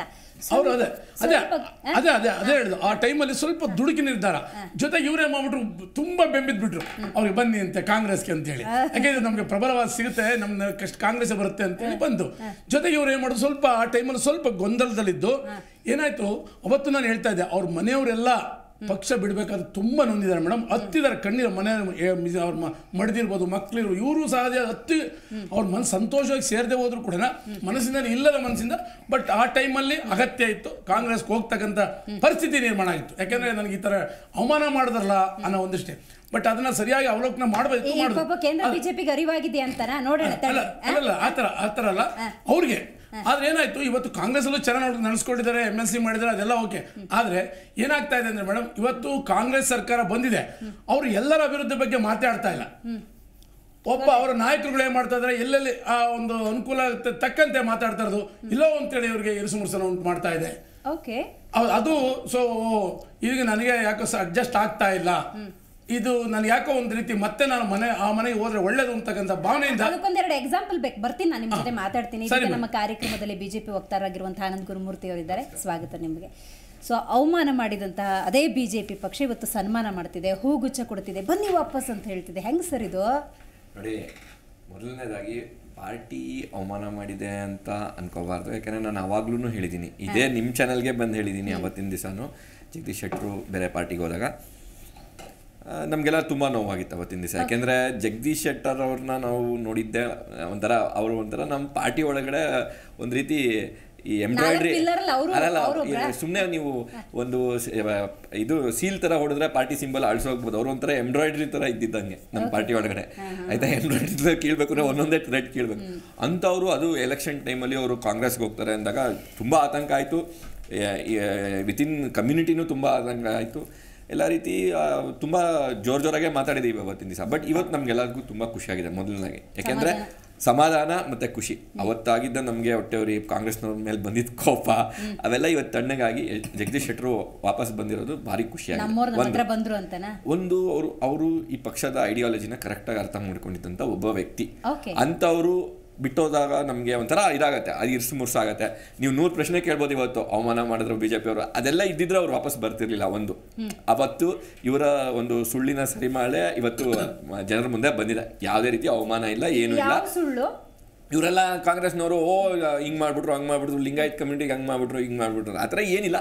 ಅಲ್ಲಿ ಅಟ್ ಎ ಪರ್ಸ್ನಲ್ ಲೆವೆಲ್ ಒಂದು ಬೇಜಾರಾಗಿತ್ತು, ಅವ್ರಿಗೆ ಬೇಸರ ಆಗಿತ್ತು, ಆಚೆ ಹೋಗಿದ್ರು. ಬಟ್ ಅವರ ತಂದೆಯವರಾಗಿರಲಿ, ಅವರ ತಾತನವರಾಗಿರಲಿ, ಎಲ್ಲರೂ ದೇವರ್ ಪಾರ್ಟ್ ಆಫ್ ದ ಸಂಘ ಪರಿವಾರ ಮೂವ್ಮೆಂಟ್ ಓನ್ಲಿ. ಸೊ ಹಾಗಿರೋದ್ರಿಂದ ನಮ್ಮ ಒಂದು ಐಡಿಯಾಲಜಿ ಅದನ್ನೆಲ್ಲ ಫಾಲೋ ಮಾಡ್ತಿದ್ದಂತ ವ್ಯಕ್ತಿ. ಒಂದೇ ಒಂದು ಮಾತು ಹೇಳಿದ್ರು, ನಾನು ಅವ್ರಿಗೆ ಕೇಳಿದ ಪ್ರಶ್ನೆ ಬಿಜೆಪಿಗೆ ಯಾವ ತರ ಪ್ಲಸ್, ಕಾಂಗ್ರೆಸ್ಗೆ ಯಾವ ತರ ಮೈನಸ್ ಅಂತ ಹೇಳಿ. ಅದನ್ನ ಆಮೇಲೆ ಮಾತಾಡೋಣ. ಅವಕಾಶವಾದಿ ರಾಜಕಾರಣಿ ತರ ನನ್ನ ಕಾಣ್ತಿದ್ದಾರೆ ಜಗದೀಶ್ ಶೆಟ್ಟರ್ ಅಂತಂದ್ರು. ನೋಡಿ, ಅದು ಅವರ ಪರ್ಸನಲ್ ಒಪಿನಿಯನ್, ಕೇಶವ್ ಅವ್ರದ ಪರ್ಸನಲ್ ಒಪಿನಿಯನ್. ಬಟ್ ನಾನು ಹೇಗೆ ನೋಡ್ತೀನಿ ಅಂತ ಹೇಳಿದ್ರೆ, ಜಗದೀಶ್ ಶೆಟ್ಟರ್ ಅವರು ಮಾಡಿದಂಥ ಇವಾಗ ಏನು ವಾಪಸ್ ಬಂದ್ರಲ್ಲ, ಅದು ಯಾವ ಟೈಮಿಗೆ ಬಂದರು ಅವ್ರಿಗೆ ಅರ್ಥ ಆಯಿತು. BJP ಅವರ ಮ್ಯಾನಿಫೆಸ್ಟೋನಲ್ಲಿರೋ ಕೆಲಸಗಳನ್ನ ಒಂದೊಂದಾಗಿ ಮಾಡ್ಕೊಂಡು ಬರ್ತಾ ಇದೆ. ಒಂದು ಮ್ಯಾನಿಫೆಸ್ಟೋ 30 ವರ್ಷದಿಂದ ನಡೆಸ್ಕೊಂಡು ಬರ್ತಾ ಇರೋ ಒಂದು ಮಾತನ್ನ ನಡೆಸ್ಕೊಂಡು ಬರ್ತಾ ಇದೆ. ಡೆವಲಪ್ಮೆಂಟ್ ಪಾಲಿಟಿಕ್ಸ್ ಮಾಡ್ತಾ ಇದೆ. ಇದನ್ನೆಲ್ಲ ಅರ್ಥ ಮಾಡ್ಕೊಂಡು ಅವ್ರಿಗೆಲ್ಲೋ ಒಂದು ಕಡೆ ಇರ್ಸುಮುರ್ಸು ಆಗೇ ಆಗತ್ತೆ. ಇಂಥ ಪಕ್ಷದಲ್ಲಿದ್ದು, ಇಷ್ಟು ಡಿಸಿಪ್ಲಿನ್ ಪಕ್ಷದಲ್ಲಿದ್ದು ನಾವು ಒಂದೊಂದಾಗಿ ಮುಗಿಸ್ಕೊ. ಆಮೇಲೆ ಪ್ರಜಾಪ್ರಭುತ್ವದಲ್ಲಿ ಎಲ್ಲಾನು ಒಂದೇ ರೀತಿ ಒಂದು ದಿವಸದಲ್ಲಿ ಆಗಲ್ಲ. ಸ್ಟೆಪ್ ಬೈ ಸ್ಟೆಪ್ ಒಂದೊಂದು ಇಂಚಲ್ಲಿ ಒಂದೊಂದು ಸೆಂಟಿಮೀಟರ್ ಮುಂದೆ ಹೋಗೋಕ್ಕೂ ಕಷ್ಟ. ಯಾಕಂದ್ರೆ ಜನರದ್ದು ಇದಿರುತ್ತೆ, ಬೆಂಬಲ ಇರುತ್ತೆ, ಕೆಲವ್ರಿಗೆ ಜನದ ಬೆಂಬಲನೂ ಇರಲ್ಲ. ಅಂಥದ್ರಲ್ಲಿ ಈ ಪಕ್ಷ ಇಷ್ಟು ಮುಂದಕ್ಕೆ ಹೋಗ್ತಾ ಇದೆ. ಇದನ್ನೆಲ್ಲ ಅಬ್ಸರ್ವ್ ಮಾಡಿರ್ತಾರೆ ಅವರು ಹಿರಿಯ ರಾಜಕಾರಣಿಯಾಗಿ. ಆ ಒಂದು ಸಮಯದಲ್ಲಿ ಅವರು ತಗೊಂಡಂತ ಡಿಸಿಷನ್ ಇಂದ ಆಚೆ ಹೋಗ್ಬಿಟ್ಟಿದ್ರು. ಇವತ್ತು ವಾಪಸ್ ಬಂದಿದ್ದಾರೆ. ನಮ್ಗೆಲ್ಲಾನು ತೋಳ್ಬಲ ಜಾಸ್ತಿ ಆಗಿದೆ, ಭಾರಿ ಸಂತೋಷ ಆಗಿದೆ. ವಿಜೇಂದ್ರ ಅವರು ಇದು ಪ್ರೆಸಿಡೆಂಟ್ ಆದ್ಮೇಲೆ ಇದು ಫಸ್ಟ್ ಸಿಕ್ಸರ್ ಹೊಡೆದಿದ್ದಾರೆ. ಇನ್ಮೇಲೆ ದಿನ ಒಂದೊಂದು ಸಿಕ್ಸರ್ ಹೊಡಿತಾರೆ. ಕಾಂಗ್ರೆಸ್ನವ್ರು ಪಾಪ ಹುಷಾರಾಗಿರ್ಬೇಕು, ರೆಡಿ ಆಗಿರ್ಬೇಕು. ಅದಕ್ಕೆ ನಮ್ಮವ್ರು ಯಾರ್ಯಾರು ಕಿತ್ಕೊಂಡಿದ್ರು ವಾಪಸ್ ತಗೋತೀವಿ. ಇನ್ನೊಂದು ಹೇಳ್ತೀನಿ, ಅದು ನಾವು ಅದೇ ತಿಂದಿದ್ದೀವಿ ಬಿಡಿ, ಅದು ಬೇರೆ ವಿಷಯ. ಅದನ್ನೇನು ಮತ್ತೆ ನೆನಪಿಸ್ಬೇಡಿ ನೀವು. ಆದ್ರೆ ಇವಾಗ ನಾವು ಸಿಕ್ಸರ್ ಹೊಡಿಯಕ್ಕೆ ಶುರು ಮಾಡಿದೀವಿ. ಪ್ಲಸ್ ಇನ್ನೊಂದೇನು ಅಂದ್ರೆ, ಈ ಡೆವಲಪ್ಮೆಂಟ್ ಓರಿಯೆಂಟೆಡ್ ಪಾಲಿಟಿಕ್ಸ್ ನ ಜನರು ಒಪ್ಕೊಂಡು ಇನ್ನೂ ಜಾಸ್ತಿ ಜನ ನಮ್ಮ ಕಡೆ ಬರಕ್ ಶುರು ಮಾಡ್ತಾರೆ. ಅದಕ್ಕೆ ಈ ಒಲವನ್ನ ಜನರು ಅರ್ಥ ಮಾಡ್ಕೊಂತಾ ಇದಾರೆ. ಇವಾಗ ನಾವೇನ್ ಕೆಲಸ ಮಾಡ್ತಾ ಇದೀವಿ ಅಂತ, ಅದರಿಂದ ನಮ್ಗೆ ಭಾರಿ ಸಂತೋಷ ಇದೆ. Right sir. ನೋಡಿ, ಇವತ್ತು ಜಗದೀಶ್ ಶೆಟ್ಟರ್ ವಾಪಸ್ ಆಗಿದ್ದಾರೆ. ವಾಪಸ್ ಆಗಿದ್ದ ಸಂದರ್ಭದಲ್ಲಿ ಒಂದಷ್ಟು ವಿಶ್ಲೇಷಣೆಗಳು ಬರ್ತಿದ್ದಾವೆ. ಅವಕಾಶವಾದಿ ರಾಜಕಾರಣಿ ಅಥವಾ ತಮ್ಮನೆಗೆ ತಾವು ವಾಪಸ್ ಹೋಗಿದ್ದಾರೆ, ತತ್ವ ಸಿದ್ಧಾಂತಗಳನ್ನು ಅಷ್ಟು ಸುಲಭವಾಗಿ ಬಿಟ್ಟುಕೊಡೋದಕ್ಕಾಗೋದಿಲ್ಲ, ಒಂದು ಡಿಸಿಪ್ಲಿನ್ ಪಕ್ಷದಲ್ಲಿದ್ದುಕೊಂಡು ಬೇರೆ ಪಕ್ಷಕ್ಕೆ ಹೋದಾಗ ಸ್ವಲ್ಪ ಇರುಸುಮುರುಸಾಗಿದೆ, ಪರಿಸ್ಥಿತಿ ಅರಿವಾಗಿದೆ, ವಾಪಸ್ ಬಂದಿದ್ದಾರೆ ಅಂತ. ಬಟ್ ಯಾವ ಆಧಾರದ ಮೇಲೆ, ಯಾವ ಮಾನದಂಡ, ಯಾವ ಭರವಸೆಯನ್ನು ಕೊಟ್ಟಿದ್ದಾರೆ ಯಾಕಂತ ಹೇಳಿದ್ರೆ, ಅವರು ಮುನಸು ಮಾಡಿಕೊಂಡಿದ್ದು ಟಿಕೆಟ್ ವಿಷಯಕ್ಕೆ. ಹಾಗಾಗಿ ಯಾವ ಮಾತುಕತೆ ಆಗಿದೆ ಅದರ ಬಗ್ಗೆ ಕೂಡ ಇನ್ ಡೀಟೇಲ್ ಆಗಿ ಮಾತಾಡ. ಕಾಂಗ್ರೆಸ್ ಪಕ್ಷವನ್ನು ತೊರೆದಿದ್ದಾರೆ ಜಗದೀಶ್ ಶೆಟ್ಟರ್. ಬಟ್ ಇದ್ದಂತಹ 6-7 ತಿಂಗಳ ಕಾಲ ಜಗದೀಶ್ ಶೆಟ್ಟರ್ಗೆ ಕಾಂಗ್ರೆಸ್ನಲ್ಲಾದಂತಹ ಅನುಭವಗಳನ್ನು ಒಂದೊಂದಾಗೆ ಬಿಚ್ಚಿಡ್ತಾ ಹೋಗೋದಾದರೆ, ಕಾಂಗ್ರೆಸ್ನ ಕೆಲವೊಂದು ನಡೆಗಳು, ಮುಸ್ಲಿಂ ಓಲೈಕೆ ಇರ್ಬೋದು, ಹಿಂದೂಗಳನ್ನು ಏನಾದರೂ ಕಡೆಗಣನೆ ಮಾಡ್ತಿದ್ಯಾ ಅನ್ನುವಂಥ ಕೆಲವೊಂದು ಧೋರಣೆಗಳು ಏನಾದರೂ ಘಾಸಿ ಮಾಡಿದೆ ಅಂತ ಅನ್ಸುತ್ತಾ? ನೋಡಿ, ಈ ಕಾಂಗ್ರೆಸ್ ಧೋರಣೆ ಏನು ಈ ಚುನಾವಣೆ ಬಂದ ಮೇಲೆ ಏನು ಬದಲಾವಣೆ ಆಗಿಲ್ಲ. ಮುಂಚೆ ಆಗಿತ್ತು, ಅವ್ರ ಧೋರಣೆ ಹಾಗೆ ಇದೆ. ಅದೇನು ಮಾಡಿರೋ ಸಾಧ್ಯತೆಗಳು ಕಡಿಮೆ ಇದೆ. ಬಟ್ ಏನಂತಂದರೆ, ಇವರು ಒಂದು ಎಕ್ಸ್ಪೀರಿಯನ್ಸ್ ರಾಜಕಾರಣಿ. ಇವರು ಒಂದು 30-40 ವರ್ಷದಿಂದ ರಾಜಕಾರಣದಲ್ಲಿ ಇರೋವಂಥವ್ರು ಒಂದು ಪಕ್ಷ ಬಿಟ್ಟು ಇನ್ನೊಂದು ಪಕ್ಷಕ್ಕೆ ಹೋದಾಗ ಆ ಪಕ್ಷ has got A better prospects ಅಂತ ಒಂದು ಅನಿಸಿರುತ್ತೇನೋ ಅವ್ರಿಗೆ. ಸೊ ಆದರೆ ಈ ಕಳೆದ 7-8 ತಿಂಗಳಲ್ಲಿ ನಾವು ನೋಡ್ತಾ ಇದ್ದೀವಿ, ಒಂದು 135 ಸೀಟ್ಸ್ ಅಂದರೆ 224 130 ಒಳ್ಳೆ ಬಹುಮತ ಬಂದಿರೋ ಒಂದು ಸರ್ಕಾರ ನಡ್ಕೊಳ್ಬೇಕಾದ ರೀತಿಯಲ್ಲಿ ನಡ್ಕೋತಾ ಇಲ್ಲ. ಈ 8 ತಿಂಗಳಿಂದ ಏನಾಗ್ಬಿಟ್ಟಿದೆ ಅಂದರೆ, ಕಾಂಗ್ರೆಸ್ ಒಂದು ಗೊಂದಲದ ಗೂಡಾಗಿದೆ.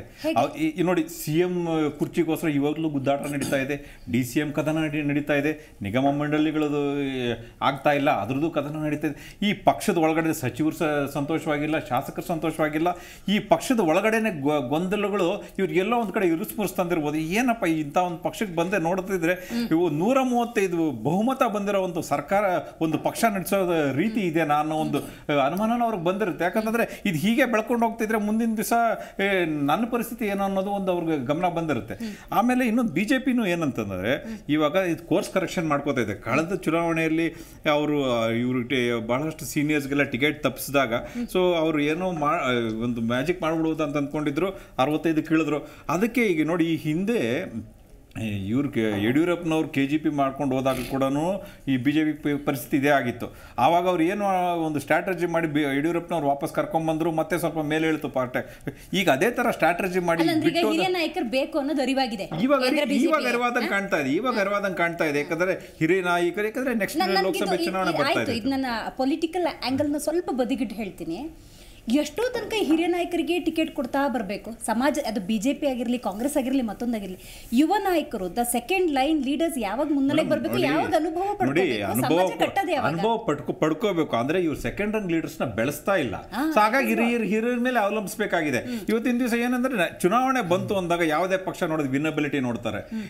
ಅವ್ರು ಏನಂತಂದ್ರೆ ಸೀನಿಯರ್ ಲೀಡರ್ಸ್ ಯಾರು ಸೆಕೆಂಡ್ ರನ್ ಲೀಡರ್ಸ್ ನ ಬೆಳೆಸ್ತಾ ಇಲ್ಲ. ಹಾಗಾಗಿ ಅವ್ರನ್ನೇ ಬೆಳ್ಕೊಂಡು ಹೋಗ್ತಾ ಇದ್ದಾರೆ. ಅವ್ರಿಗೆ ಟಿಕೆಟ್ ಕೊಡಬೇಕಾದ ಅನಿವಾರ್ಯತೆ ಬರ್ತಾ ಇದೆ. ಮತ್ತೆ ತಿಮ್ಮೇಗೌಡರು ಮಾತಾಡ್ತಿರ್ಬೇಕಾದ್ರೆ ಹೇಳ್ತಿದ್ರು, ಇವರೆಲ್ಲೋ ಒಂದು ಕಡೆ ಆತರದ ನಿರ್ಧಾರ ಮಾಡ್ಕೊಂಡ್ರೇನೋ ಅಂತ ಅನ್ಸಿತ್ತು ಅವಾಗ ಅಂತ ಇದ್ರು. ಆದ್ರೆ ಇವತ್ತಿನ ದಿವಸ JDS ಇಂದ ಹೋಗಿರೋಂಥ ನಾಯಕರೇ ಇಲ್ಲೆಲ್ಲೋ ಯಾವ್ಯಾವ ಸ್ಥಾನಗಳಲ್ಲೋ ಇದ್ದಾರೆ. JDS BJP ಕಾಂಗ್ರೆಸ್ ಎರಡು ಕಡೆ ನೋಡಿದ್ರೆ ಎಲ್ಲ JDS ನಾಯಕರೇ ಹೆಚ್ಚಿಗಿದ್ದಾರೆ. ಸಿದ್ದರಾಮಯ್ಯನವರು ಒಂದು ದಿವಸ ಅವ್ರ ಪಕ್ಷದಲ್ಲಿ ಇದ್ದಿದ್ರೆ CM ಆಗ್ತಾ ಇದ್ರು ಇಲ್ಲೋ ಗೊತ್ತಿಲ್ಲ. ಕಾಂಗ್ರೆಸ್ ಹೋದ್ಮೇಲೆ 2 ಸತಿ CM ಆಗಿದ್ದಾರೆ. ಹಾಗಾಗಿ ಪಕ್ಷಾಂತರದ ಬಗ್ಗೆ ಅವ್ರಿಗಿಂತ ಹೋಗ್ತಿದ್ರು ಏನೋ ಹೇಳಲಿಕ್ಕಾಗಲ್ಲ. ಯಾಕಂದ್ರೆ ಪಕ್ಷಾಂತರಿಗಳನ್ನ ಹೆಚ್ಚು ನೋಡಿರೋದಂದ್ರೆ JDS ಪಕ್ಷನೇ. ಒಳ್ಳೆ ವರ್ಡ್ ಇದೆ. ಪಕ್ಷ ಬಟ್ ಅವ್ರು ಏನು ಹೌದು ಪಕ್ಷ ಇವತ್ತವ್ರು ಯಾರು ತೊಳಿ BJP ಇರ್ಬೇಕು, ಕಾಂಗ್ರೆಸ್ ಇರ್ತಕ್ಕಂಥವ್ರು ಎಲ್ಲ ನಮ್ಮವರೇ. ಅಂದ್ರೆ ಆ ನಾಯಕರನ್ನ ನೀವು ಸರಿಯಾಗಿ ನಡ್ಸ್ಕೊಂಡಿಲ್ವಾ? ಮತ್ತೆ ತಪ್ಪು ನಡ್ಕೊಂಡಲ್ಲ. ಅದೇ ನಿಮ್ ಪಕ್ಷಕ್ಕೆ ಫ್ಯೂಚರ್ ಇರ್ಲಿಲ್ವಾ? ಪೂರ್ತಿ ನಿಮ್ ಪಕ್ಷದಲ್ಲಿ ಫ್ಯೂಚರ್ ಇರ್ಲಿಲ್ಲ ಅಂತ ಹೋದ್ರ ಕೆಲವೊಂದ್ಸಲಿ ಏನಾಗುತ್ತೆ ಗೊತ್ತಾ, ಈಗ ನಾನು 9 ವರ್ಷದಿಂದ ಸಾಫ್ಟ್ವೇರ್ ಸ್ಟಾರ್ಟ್ಅಪ್ ನಡೆಸಿ ಮುಂಚೆ ನಾನು ಮಲ್ಟಿನ್ಯಾಷನಲ್ ಕಂಪ್ನೀಸಲ್ಲಿ ಕೆಲಸ ಮಾಡ್ತಿದ್ದೆ. ಏನಾಗುತ್ತೆ, ನಾವು ಎಷ್ಟೇ ಚೆನ್ನಾಗಿ ನೋಡ್ಕೊಂಡ್ರು ಏನೇ ಆದ್ರೂ ಕೆಲವೊಂದ್ಸಲಿ ದೊಡ್ಡ ಪಕ್ಷಗಳು ಚೆನ್ನಾಗಿ ಆ ಥರ ಒಂಥರ ಸ್ಟಾರ್ಟ್ಅಪ್ ಅಲ್ಲಿ ನಾವು ಒಳ್ಳೆ ಎಕ್ಸ್ಪೀರಿಯನ್ಸ್ ಕೊಡ್ತೀವಿ, ಎಲ್ಲ ಕೊಡ್ತೀವಿ. JDS ಇಂದ ಮೂವ್ ಆಗ್ತಾರೆ. ಬಟ್ ಆ ಸ್ಟಾರ್ಟ್ಅಪ್ ಗಳ ಫ್ಯೂಚರ್ ಹೆಂಗಿದೆ ಅನ್ನೋದನ್ನ ನೋಡ್ತಾರೆ. ಆಮ್ ಆದ್ಮಿ ಪಾರ್ಟಿಗಿಂತಲೂ JDS ಚೆನ್ನಾಗಿದೆ ಫ್ಯೂಚರ್. ಕೇವಲ 10 ವರ್ಷದಲ್ಲಿ ಒಂದು ರಾಷ್ಟ್ರೀಯ ಪಕ್ಷ ಆಗಿದೆ ಸರ್ ಆಮ್ ಆದ್ಮಿ ಪಕ್ಷ. ಬಿಜೆಪಿ ರಾಷ್ಟ್ರೀಯ ಪಕ್ಷ ಆಗ್ಲಿಕ್ಕೆ ಎಷ್ಟು ವರ್ಷ ತಗೊಂಡಿದೆ ಸರ್ ಬಿಜೆಪಿ? ಒಂದು ಸಣ್ಣ ಪ್ರಶ್ನೆ ಕೇಳ್ತೀನಿ. ಬಿಜೆಪಿ ಪಕ್ಷ ಉಗಮವಾಗಿದ್ದರಿಂದ ರಾಷ್ಟ್ರೀಯ ಪಕ್ಷ ಆಗ್ಲಿಕ್ಕೆ ಎಷ್ಟು ವರ್ಷ ತಗೊಂಡಿದೆ ಸರ್? ನಾನು ಕೇಳ್ತಾ ಇದ್ದೀನಿ. ನನ್ನ ಪ್ರಶ್ನೆ ನೇರವಾದ ಪ್ರಶ್ನೆ ಬಿಜೆಪಿಗೆ. ಬಿಜೆಪಿ ನನ್ನ ಪ್ರಶ್ನೆ ಒಂದೇ ಸಿಂಗಲ್ ಪ್ರಶ್ನೆ. ಎಷ್ಟು ವರ್ಷ ಆಯ್ತು ರಾಷ್ಟ್ರೀಯ ಪಕ್ಷ ಆಗ್ಲಿಕ್ಕೆ?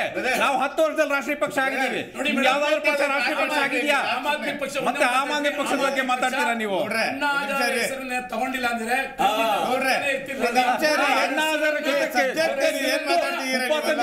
ಕೇಜ್ರಿವಾಲ್ ನೀವು ನಮ್ಮ ಪಕ್ಷದ ಬಗ್ಗೆ ಮಾತಾಡ್ತಿರಲ್ಲ.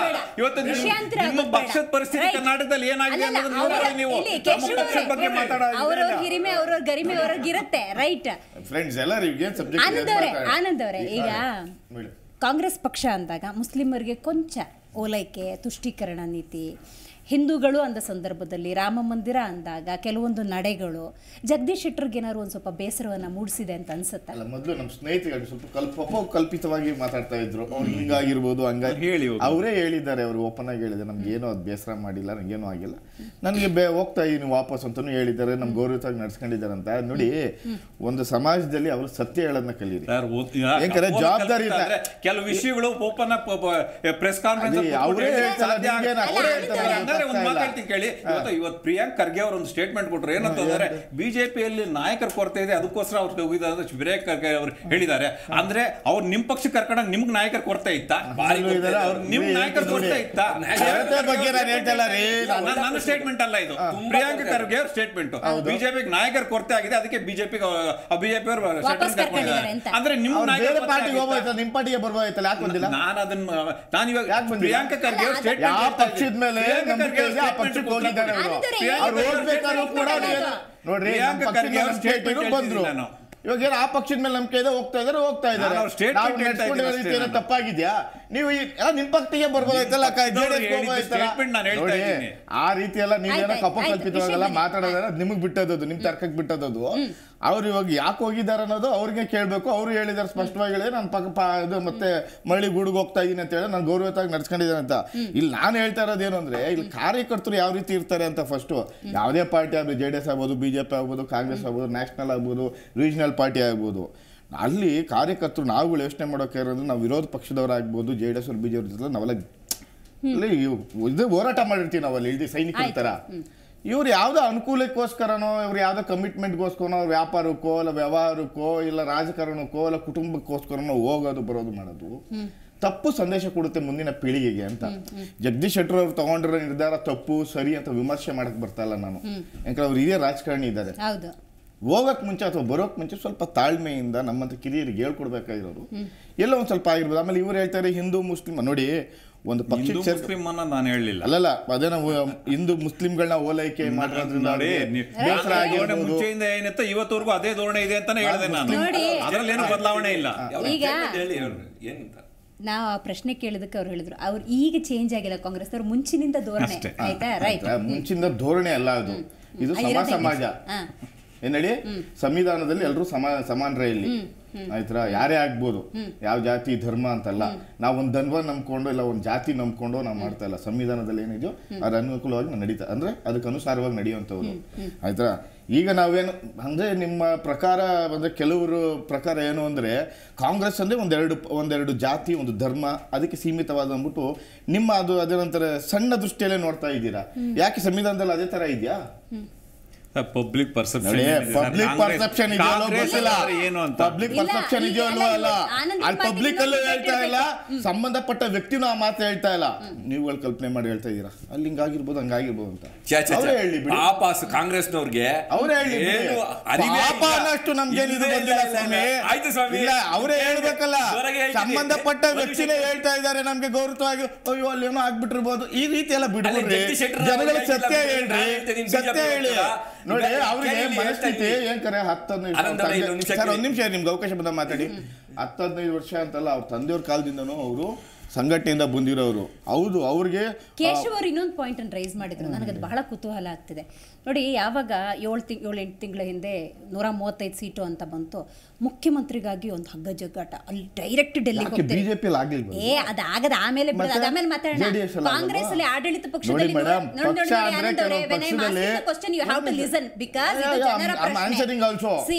ನೋಡಿ, ನಾನು ಇಲ್ಲೆಲ್ಲ ಹಾಲಲ್ಲಿ ಸ್ವಿಚ್ ಹಾಕ್ತೀನಿ, ಅದೆಲ್ಲ ರೂಮಲ್ಲಿ ಆನ್ ಆಗುತ್ತೆ, ನನಗೆ ಅದ್ ಬೇಡ. ನೀವ್ ಹಿಂಗೆ ಅಂತ ಕೇಳಿದಾಗ ಅವ್ರು ಯಾಕೆ ಹಂಗೆ ಅನ್ನೋದು ಉತ್ತರ ಅಲ್ಲ, ಪರಾಮರ್ಶೆ ಮಾಡ್ಕೋಬೇಕು. ಎಸ್, ಇದು ಕಾರಣ ಇರಬಹುದೇನೋ, ಇದಕ್ಕೆ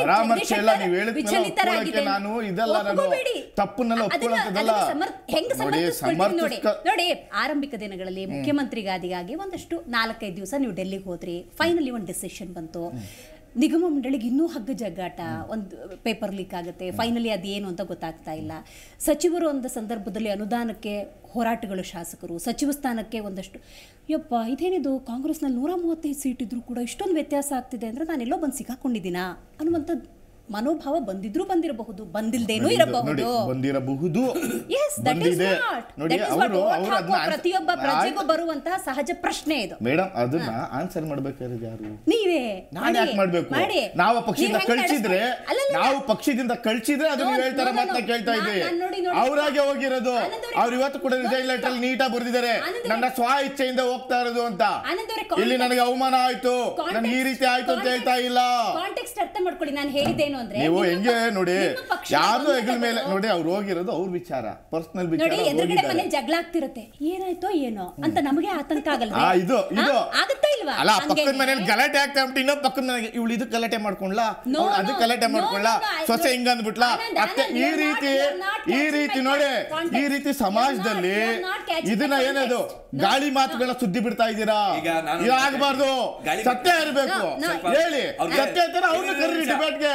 ಕೂತ್ರೆ ಒಬ್ಬ ಕಾಂಗ್ರೆಸ್ ವಕ್ತಾರಕ್ಕೆ ಏನು ಉತ್ತರ ಹೇಳ್ಬೋದು ಅಂತ ಹೇಳ. ಹೌದು, ಸಣ್ಣ ಪುಟ್ಟ ಗೊಂದಲಗಳು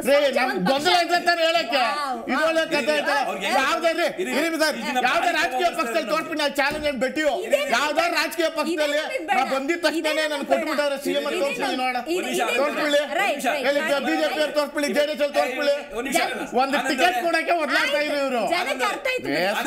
ಮೇಡಮ್ ಜನ ಚೆನ್ನಾಗಿ ಅರ್ಥ ಆಗಿದೆ. 135 ಸೀಟ್ ಕೊಟ್ಟು ಕುಡ್ತಿರೋದು, ಅಪೋಸಿಷನ್ ಕೊಡ್ತಿರೋದು, ಜವಾಬ್ದಾರಿಯಿಂದ ನಡ್ಕೊತಾ ಇದೀವಿ, ನುಡಿದಂತೆ ನಡೀತಾ ಇದೀವಿ. ಇದು ನಮ್ ಕಮಿಟ್ಮೆಂಟ್. ಆಗೋಯ್ತು ಈಗೋಯ್ತು ಅದೆಲ್ಲ ಇಲ್ಲ ನಮ್ಮ ಹತ್ರ. ಮಾಡ್ತೀವಿ, ಇಲ್ಲ ಅಂದ್ರೆ ಇಲ್ಲ. ಅದು ನಮ್ದು ಕಮಿಟ್ಮೆಂಟ್ ರಾಜಕಾರಣ. ಇದು ಆಗುತ್ತೆ ಬರುತ್ತೆ ಆ ತರ ಎಲ್ಲ ನಾವು ಹೂ ಅಪೋ ಎಲ್ಲ ಹೇಳೋರಲ್ಲ, ಗಾಳಿ ಸುದ್ದಿ ತೇಲ್ ಬಿಡೋರಲ್ಲ ನಾವು. Thank you. ಅವ್ರಿಗೆ ಯಾಕೋ ಸ್ವಲ್ಪ ಕೋಪ ಬಂದಿದೆ. ಕೋಪ ಯಾಕ್ರಿ? ಸತ್ಯ ಮಾತಾಡ್ಬೇಕು, ಸತ್ಯ ಮಾತಾಡಿದ್ರೆ ಕೋಪ ಯಾಕೆ ಬರ್ತದೆ? ಸತ್ಯ ಯಾರಿಗೆ ಇಷ್ಟ ಆಗಲ್ಲ ಅವ್ರು ಕೋಪ ಬರುತ್ತೆ, ಅವ್ರು ಕುಂಕು ಮಾತಾಡ್ತಾರೆ. ಸತ್ಯ ದಯವಿಟ್ಟು ಮಾತಾಡಿ. Welcome please welcome. 2 ನಿಮಿಷ ಕೇಳಿಸ್ಕೊಳ್ಳಿ, ಸತ್ಯವಾದ ಮಾತು ಹೇಳ್ತೀನಿ. ನಮ್ಮಲ್ಲಿ ಪಾರ್ಟಿನಲ್ಲಿ 6 ಗಂಟೆಗೆ ಅಂತ ಹೇಳಿದ್ರೆ 6 ಗಂಟೆಗೆ ಶುರುವಾಗುತ್ತೆ ಪ್ರೋಗ್ರಾಮ್, ಆಯ್ತಾ? ಏನೋ ಒಂದ್ ಚೂರ್ ತಡವಳ ಅಂದ್ರೂ ಒಂದ್ 2 ನಿಮಿಷ. ಈವನ್ ನ್ಯಾಷನಲ್ ಲೆವೆಲ್ ಅಲ್ಲಿ ನಮ್ಮ ಪ್ರೈಮ್ ಮಿನಿಸ್ಟರ್ ಮೋದಿ ಬರ್ಬೇಕು ಅಂದ್ರೂ ಕರೆಕ್ಟ್ ಆಗಿ ಬರ್ತಾರೆ, ಎಲ್ಲ ಬರ್ತಾರೆ. ಇವ್ರ ಪಾರ್ಟಿನವರು ಲೇಟಾಗಿ ಬಂದು ಪ್ರೆಸ್ ರಿಪೋರ್ಟರ್ಸ್ನೆಲ್ಲ 1 ಅವರ್ 2 ಅವರ್ ಕಾಯಿಸಿ ನಿಮ್ಗೂ ಬೈದಿದ್ರು. ಅವೆಲ್ಲ ನೋಡಿದಾಗ ಹೆಂಗಾಗತ್ತೆ ಕೇಳಿ, ಆಯ್ತಾ? ನಮ್ಮ ಪಾರ್ಟಿನಲ್ಲಿ ಯಾವತ್ತಾರು ಆ ತರ ಫೀಲಿಂಗ್ ಬಂದಿದೆಯಾ ಯಾರಿಗಾರು? ಇಲ್ಲ, ಎಲ್ಲರಿಗೂ ಗೊತ್ತು ಡಿಸಿಪ್ಲಿನ್ ಹೆಂಗಿರುತ್ತೆ ಹಂಗಿರುತ್ತೆ. ಸೊ ಆ ತರ ಡಿಸಿಪ್ಲಿನ್ ಪಾರ್ಟಿಯಲ್ಲಿ ಕಣ್ರಿ ಎಲ್ಲ ಬಿಟ್ಟು ಹೋಗಿದ್ದು. ಇವಾಗ ಮಧ್ಯ ಮಾತಾಡ್ತಾ ಇದ್ರ ಆ ಪಾರ್ಟಿನ ಬಿಟ್ಟು ಬರ್ತಾನೆ. ಇವಾಗ ಒಂದ್ ಹೇಳೋದು, ಕೆಲವೊಂದು ಡಿಫ್ರೆನ್ಸಸ್ ಇರುತ್ತೆ, ಅದು ತಪ್ಪು ಇದು ಸರಿ ಅಂತ ನಾನು ಹೇಳೋಕೆ ಇಷ್ಟಪಡಲ್ಲ ಈ ಸಮಯದಲ್ಲಿ. ಆದರೆ ಒಂದು ಪಾರ್ಟಿಯಿಂದ ಇನ್ನೊಂದು ಪಾರ್ಟಿಗೆ ಹೋದಾಗ ನಮ್ಮ ಬಗ್ಗೆ ಎಷ್ಟು ಊಹಾಪೋಹಗಳು ಹಬ್ಸಿ ಒಂದು ಎಲೆಕ್ಷನ್ ಗೆಲ್ಲಕ್ಕೋಸ್ಕರ ಇವ್ರು ಏನೇನು ಮಾಡಿದ್ರು ಎಲ್ಲ ಥರ ಇದು ಮಾಡಿಬಿಟ್ಟು ಎಲೆಕ್ಷನ್ ಗೆದ್ಬಿಡ್ಬೇಕಷ್ಟೇ. ಅದಾದ್ಮೇಲೆ ಸ್ಟೇಟ್ನ ಹೆಂಗೆ ನಡೆಸ್ತೀವಿ, ಗ್ಯಾರಂಟೀಸ್ ಕೊಡ್ತೀವಿ, ಆದರೆ ಅದಕ್ಕೋಸ್ಕರ ಏನೇನು ಮಾಡ್ಕೋಬೇಕು ಸಿದ್ಧತೆಗಳು ಏನಾದರೂ ಮಾಡ್ಕೊಂಡ್ರ ಜನರ ಮನಸ್ಸನ್ನ ಅರ್ಥ ಮಾಡ್ಕೊಂಡು ಇವ್ರು ಮಾಡಿದ್ರ ಬರೀ ಅವ್ರ ಎಮೋಷನ್ಸ್ ಜೊತೆ ಆಟ ಆಡಿದ್ರು ಕಾಂಗ್ರೆಸ್ನವರು. ನೀವು ಮಧ್ಯ ಮಾತಾಡಬೇಡಿ, ದಯವಿಟ್ಟು ಉತ್ತರ ಕೊಡೋರಂತೆ, ಆಯ್ತಾ?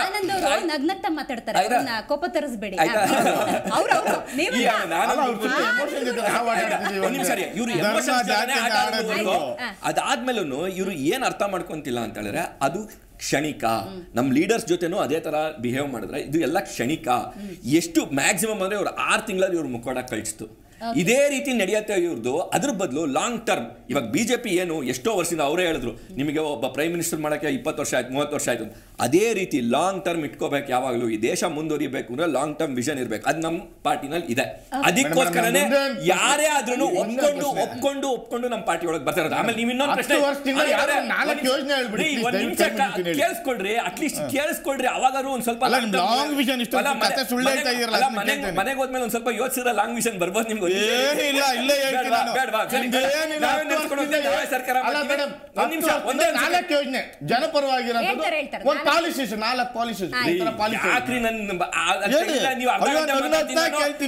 ಕಿಷ್ಟನೇ ಇರ್ತೀರಾ, ಅದು ಉಪಯೋಗ ಇಲ್ಲ, ಆಯ್ತಾ? ಜನರು ನೋಡ್ತಾರೆ, ಸಾರ್ವಜನಿಕ ನೋಡ್ತಾರೆ. 4 ಪಾಲಿಸಿ ಬಡವರಿಗೆ ಕೊಟ್ಟಿದೀವಿ. 4 ಬೇಡಪ್ಪ, ನೀವು ರಾಮ ಮಂದಿರ ಕಟ್ತೀವಿ ಅದ್ ಮಾಡ್ತೀವಿ ಇದ್ ಮಾಡ್ತೀವಿ ಅಂತ ಸ್ವಾಮಿ ಇದನ್ನೇ ನಾವು ಹೇಳ್ತೀವಿ. ಒಂದ್ ಮಾಡ್ತೀರಾ ಅಷ್ಟೇ ಹೊತ್ತಿನ ಏನು ಮಾಡಲ್ಲ ನೀವು, ಆಯ್ತಾ? ಅಲ್ಲಲ್ಲ, ರಾಮ ಮಂದಿರ ಸಾಧನೆ ಅಂತಿದ್ದೀರ. ಈಗ ಏಮ್ಸ್ ಎಷ್ಟಿದ್ವು ಭಾರತದಲ್ಲಿ? IITs ಎಷ್ಟಿದ್ವು, ಆಯ್ತಾ? IITs ಎಷ್ಟಿದ್ವು? ರೇಲ್ಗಳ ಕಂಡೀಷನ್ ಏನಿತ್ತು? ರೈಲ್ವೆ ಕಂಡೀಷನ್ ಏನಿತ್ತು? ಏನಿತ್ತು ಕಂಡೀಷನ್? DHL ಆಗ್ಲಿ ಪ್ರಾಜೆಕ್ಟ್ ಬರ್ತಿತ್ತ? ಮಾತಾಡ್ಬೇಕು. ಕೂಗಾಡೋರ್ನೆಲ್ಲ MLC ಮಾಡ್ತಾರೆ ಕಾಂಗ್ರೆಸ್ ಅಲ್ಲಿ ಅನ್ಕೋಬಿಡಿ. ಆಮೇಲೆ ನೀವು MLC ಮಾಡಲ್ಲ, ಕೂಗಾಡೋರ್ನೆಲ್ಲ ಆಯ್ತಾ?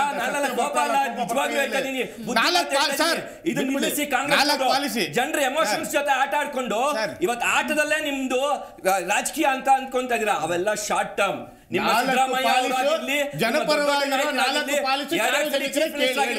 ಎರಡೆರಡು ಸಲ ಚೀಫ್ ಮಿನಿಸ್ಟರ್ಗಳಾಗಿರ್ಬೋದು, ಆದ್ರೆ ಅದರಿಂದ ದೇಶ ಮುಂದುವರಿಯತ್ತಾ?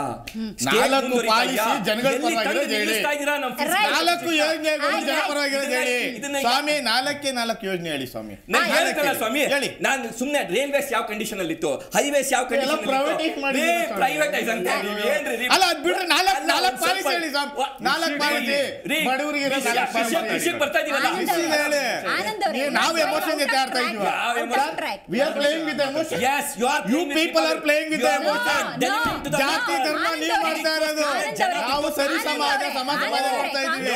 You people are playing with the emotional. ಧರ್ಮನ ಇಟ್ಕೊಂಡು ಆಟ ಆಡಿರೋದು ನೀವು ಈಗಲೂ ಕೂಡ ಒಂದು ಧರ್ಮದ ಮೇಲೆ ಒಂದು ಜಾತಿ ಮೇಲೆ ಮಾಡ್ಬೇಕು. ಆನಂದ್ ಅವರೇ, ಈಗಲೂ ಹೋಗಿ ಫಿನಾನ್ಷಿಯಲ್ ಎಕನಾಮಿಕ್ ಎಕ್ಸ್ಪರ್ಟ್ ಹತ್ರ ಮಾತಾಡಿ ಇದೇ ಗ್ಯಾರಂಟಿ ಬಗ್ಗೆ ಅವ್ರು ಕೂಡ ಎಕ್ಸ್ಪ್ಲನೇಷನ್ ನೀವು ಕೇಳಿದ್ರೆ ದಂಗಾಗಿ ಹೋಗ್ತೀರಿ. ಮಾತಾಡ್ತೀನಿ ಅದ್ರ ಬಗ್ಗೆ ಮಾತಾಡ್ತೀನಿ ನಾನು. ಜಗದೀಶ್ ಶೆಟ್ಟರ್ ಅವರ ನಿರ್ಧಾರದ ಕುರಿತಂತೆ ನಾವು ಮಾತಾಡ್ತಾ ಇದ್ದೀವಿ. ಆಗಲೇ ತಿಮ್ಮೇಗೌಡರು ಒಂದು ಮಾತನ್ನ ಹೇಳಿದ್ರು, ಕಾಂಗ್ರೆಸ್ ಪಕ್ಷದ ಕೆಲವೊಂದು ಹೇಳಿಕೆಗಳು ಜಗದೀಶ್ ಶೆಟ್ಟರ್ಗೆ ಇರಸು ಮುರುಸನ್ನ ತಂದೊಡ್ಡಿದೆ, ನಿರ್ಧಾರ ತಗೊಳ್ಳೇಬೇಕು ಅನ್ನುವಂಥ ಸಿಚುವೇಶನ್ ತಂದಿಟ್ಟಿದೆ. ಯಾವ್ದ ಹೇಳಿಕೆ ನೋಡಿ, ಈಗ ಸರ್ಕಾರ ಬಂದು ಬಹುಮತದ ಸರ್ಕಾರ ಬಂದು 136 ಸೀಟ್ ಇದ್ದು 8 ತಿಂಗಳಾದ್ರೂ ಕೂಡ ಮೊದಲನೇದಾಗಿ ಬಂದಾಗಲಿಂದನೂ ನೀವೇ ಹೇಳಿದಾಗೆ ಮುಖ್ಯಮಂತ್ರಿ ಗಾದಿಯಿಂದ ಹಿಡಿದು ಅಲ್ಲಿಂದ ಶುರುವಾದಂಥದ್ದು, ಮತ್ತು ಸಚಿವರು ಹೇಳಿಕೆ ಕೊಡೋದು, ಹೈಕಮಾಂಡ್ ಬಂದು ಬ್ರೇಕ್ ಹಾಕ್ಸೋದು, ಮತ್ತು KPCC ಅಧ್ಯಕ್ಷರು ಹೇಳೋದು, ವಾರ್ನ್ ಮಾಡೋದು, ಅಲ್ಲಿಂದ ನಿಗಮ ಮಾಡಿ ಎಲ್ಲ ರೀತಿಯಿಂದ ಮಾಡ್ಕೊಳ್ಳೋದು ಕೂಡ ಇವರು ಇದುವರೆಗೂ ಕೂಡ ಅಭಿವೃದ್ಧಿ ಬಗ್ಗೆ ಚಿಂತನೆ ಮಾಡಲಿಲ್ಲ. ಯಾಕೆ ಅವರು ಮುಖ್ಯಮಂತ್ರಿ ಆಗಿದ್ದವರು, ಆಡಳಿತ ಹೆಂಗೆ ನಡೀತದೆ ಅಂತ ಗೊತ್ತಿರುತ್ತೆ. ಇವರು ಅಭಿವೃದ್ಧಿ ಬಗ್ಗೆ ಏನು ಇಷ್ಟೆಲ್ಲ ನಮ್ಮ ರಾಜ್ಯದ ಸಮಸ್ಯೆ ಇದ್ದರೂ ಕೂಡ ಈ ಅಭಿವೃದ್ಧಿ ಬಗ್ಗೆ ಯಾಕೆ ಯೋಚನೆ ಮಾಡ್ತಾ ಇಲ್ಲ? ಜೊತೆಗೆ ಅಯೋಧ್ಯೆ ಬಗ್ಗೆನೂ ಕೂಡ ನಡೆದಂಥ ಹೇಳಿಕೆಗಳು, ಅವರು BJP ರಾಮ ನಮ್ಮ ರಾಮ ಅಲ್ಲ, ನೋಡಿ ರಾಮ ಎಲ್ಲರಿಗೂ ಒಂದೇ, ಯಾರಿಗೆ ಅಲ್ಲ ರಾಮ ಪ್ರಭು ರಾಮ, ಅವ್ರಿಗೆ ಇವ್ರಿಗೆ ಇಲ್ಲ. ಇವತ್ತು ನಮ್ಮ ಜೊತೆ ಮುಸ್ಲಿಂ ಸಮುದಾಯ ಕೂಡ ನಿಂತಿದೆ. ಒಬ್ಬರನ್ನ ನೋಡ್ತಾ ಇದ್ದೆ ನಾನು, ಅವರು ನಾವು 40 ವರ್ಷದ ಹನುಮಾನ ಪೂಜೆ ಮಾಡ್ತೀವಿ, ನಾವೆಲ್ಲ ಕುಟುಂಬ ಸಮೇತ ಮಸೀದಿಲ್ ರಾಮನ ಇಟ್ಟು ಪೂಜೆ ಮಾಡಿದ್ದಾರೆ. ರಾಮ್ ರಹೀಮ್ ಅಂತ ಯಾರೋ ಹೆಸರಿಟ್ಟಿದ್ದಾರೆ. ಮುಸ್ಲಿಂ ಸಮಾಜ ಎಲ್ಲವೂ ವಿರೋಧ ಮಾಡಿಲ್ಲ, ಇವಾಗಲೂ ನಾನು ಹೇಳ್ತಾ ಇದ್ದೀನಿ. ಆದರೆ ಈ ದೊಡ್ಡ ನಾಯಕರು, ದೊಡ್ಡ ಕಾಂಗ್ರೆಸ್ ನಾಯಕರು ಅದರಲ್ಲಿ ಹೇಳ್ತಕ್ಕಂಥದ್ದು ನೋಡಿದಾಗ ಇವ್ರು ಎಲ್ಲೋ ಒಂದ್ ಕಡೆ ನಾವು ತಪ್ಪು ಮಾಡಿದ್ನ ಅಂತಕ್ಕಂಥದ್ದು ಒಂದು ಸ್ವಲ್ಪ ಮನಸ್ಸಿನಲ್ಲಿ ಯೋಚನೆ ಮಾಡಿ ಈ ನಿರ್ಧಾರ ತಗೊಂಡಿದ್ದಾರೆ ಅಂತೇಳಿ ಹೇಳ್ಬೋದು. ಓಕೆ, ಇದೆಲ್ಲವನ್ನು ಕೂಡ ಈ ರೀತಿಯಾದಂಥ ಹೇಳಿಕೆಗಳ ಜೊತೆಗೆ ಮೇಡಮ್ ಇವರು ಎಲ್ಲೋದ್ರೂ ಕೂಡ ನೋಡಿ ಪ್ರತಿಯೊಂದು ಸಮಾಜವನ್ನು ಓಲೈಕೆ ಮಾಡ್ತಕ್ಕಂಥದ್ದು, ಅದ್ರ ಬಗ್ಗೆ ಎರಡು ಮಾತಿಲ್ಲ, ಎಲ್ಲರೂ ಅವ್ರನ್ನ ಸಮಾಜ ಮಾಡ್ತಾರೆ. ಇವರು ಸನ್ಮಾನ್ ಸಿದ್ದರಾಮಯ್ಯನವರು ಮೊನ್ನೆ ಒಂದು ಹೇಳಿದ್ರು 10,000 ಕೋಟಿ ನೀವು ಎಲ್ಲ ಹಂಚಿಬಿಡ್ತೀನಿ, ನಿಮ್ಮ ಜೊತೆ ನಾವಿರ್ತೀವಿ, ಹೆದರ್ಕೊಬಿಡಿ. ಅವ್ರಿಗೆ ಹೆದರ್ಸಕ್ಕೆ ಯಾರು ಇದ್ರು? ಯಾರು ಹೆಸರು? ಇದು ಸಂವಿಧಾನ ಕೊಟ್ಟಿರ್ತಕ್ಕಂಥ ಪ್ರತಿಯೊಬ್ಬರಿಗೂ ಸಮಾನವಾದ ಹಕ್ಕಿದೆ. ಯಾಕೆ ಇವರು ಅದನ್ನು ಒತ್ತಿ ಹೇಳ್ಬೇಕು? ನಾವೆಲ್ಲ ನೋಡಿ ಎಲ್ಲ ಸಮಾಜದವರು ಒಟ್ಟಿಗೆ ಇರಬೇಕಾದ್ರೆ ಇವ್ರು ಯಾಕೆ ಅದನ್ನು ಒತ್ತಿ ಹೇಳ್ತಾರೆ? ಅದು ತಪ್ಪಲ್ವಾ? ಮತ್ತೆ ನೋಡಿ ಮೊನ್ನೆ ಸನ್ಮಾನ್ DK ಶಿವಕುಮಾರ್ ಅವರು ಹೇಳಿದ್ರು, ಅದು ಆ ಥರ ಏನಾಗುತ್ತೆ ಇದೆಲ್ಲ ನೋಡಿದಾಗ ಯಾಕೆ ಈ ಥರ ಹೇಳ್ತಾ ಇದ್ದಾರೆ ಅಂತಕ್ಕಂಥ ಮನಸ್ಸಲ್ಲೂ ಕೂಡ ನೋವು ಬರುತ್ತೆ.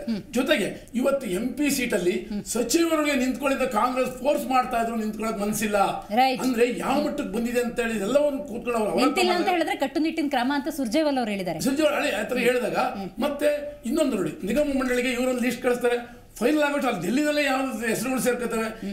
ಏನಪ್ಪ ಇದು ಏನಾಗ್ತಾ ಇದೆ ಅಂತ ಖಂಡಿತವಾಗಿ ಅವರಿಗೆ ಎಲ್ಲೋ ಒಂದ್ ಕಡೆ ನಾನು ತಪ್ಪು ನಿರ್ಧಾರ ತಗೊಂಡೆ, ಇಲ್ಲ ಇವಾಗ ಮತ್ತೆ ವಾಪಸ್ ಹೋಗ್ತಕ್ಕಂಥ ನನ್ನ ಇದಕ್ಕೆ ಏನೋ ನನ್ನ ಆಡಳಿತದಲ್ಲಿ ನಡೆದಕ್ಕಂಥ ಅನುಕೂಲಗಳು, ಅಭಿವೃದ್ಧಿ ಬಗ್ಗೆ ಇವೆಲ್ಲವನ್ನು ನೋಡಿದಾಗ ಶೂನ್ಯ ಇರಬೇಕಾದಾಗ ಬರೀ ಇವರು ಗ್ಯಾರಂಟಿ ಒಂದನ್ನೇ ಇವ್ರು ಬಾರಿಸ್ಕೊಂಡು ಕೂತಿದ್ದಾರೆ, ನನಗೆ ಇಷ್ಟ ಆಗ್ತಾ ಅನ್ನೋ ದೃಷ್ಟಿಯಿಂದ ಮೇಡಮ್ ಈ ನಿರ್ಧಾರ ತಗೊಂಡೆ. ಬಟ್ ಒಳ್ಳೆ ನಿರ್ಧಾರ. ನೀವು ಹೇಳಿದಾಗ ಇನ್ನು ಮುಂದೆ ಬರ್ತಕ್ಕಂಥ ನಾಯಕರು ಇದ್ದಾರೆ, ಬರ್ತಾರೆ. ಹೇಗೆ ಸನ್ಮಾನ್ಯ DK ಶಿವಕುಮಾರ್ ಅವರು ನವೆಂಬರ್ 15ನೇ ತಾರೀಕು ನೋಡಿ ಎಲ್ಲ ಬರ್ತಾರೆ ಅಂತ ಹೇಳ್ತಿರೋ, ಇವಾಗ MP ಎಲೆಕ್ಷನ್ ಅಷ್ಟೇ ತುಂಬಾ ಜನರು ಬರ್ತಾರೆ, ನೋಡ್ತಾ ಇರಿ ಮೇಡಮ್. Right, got it.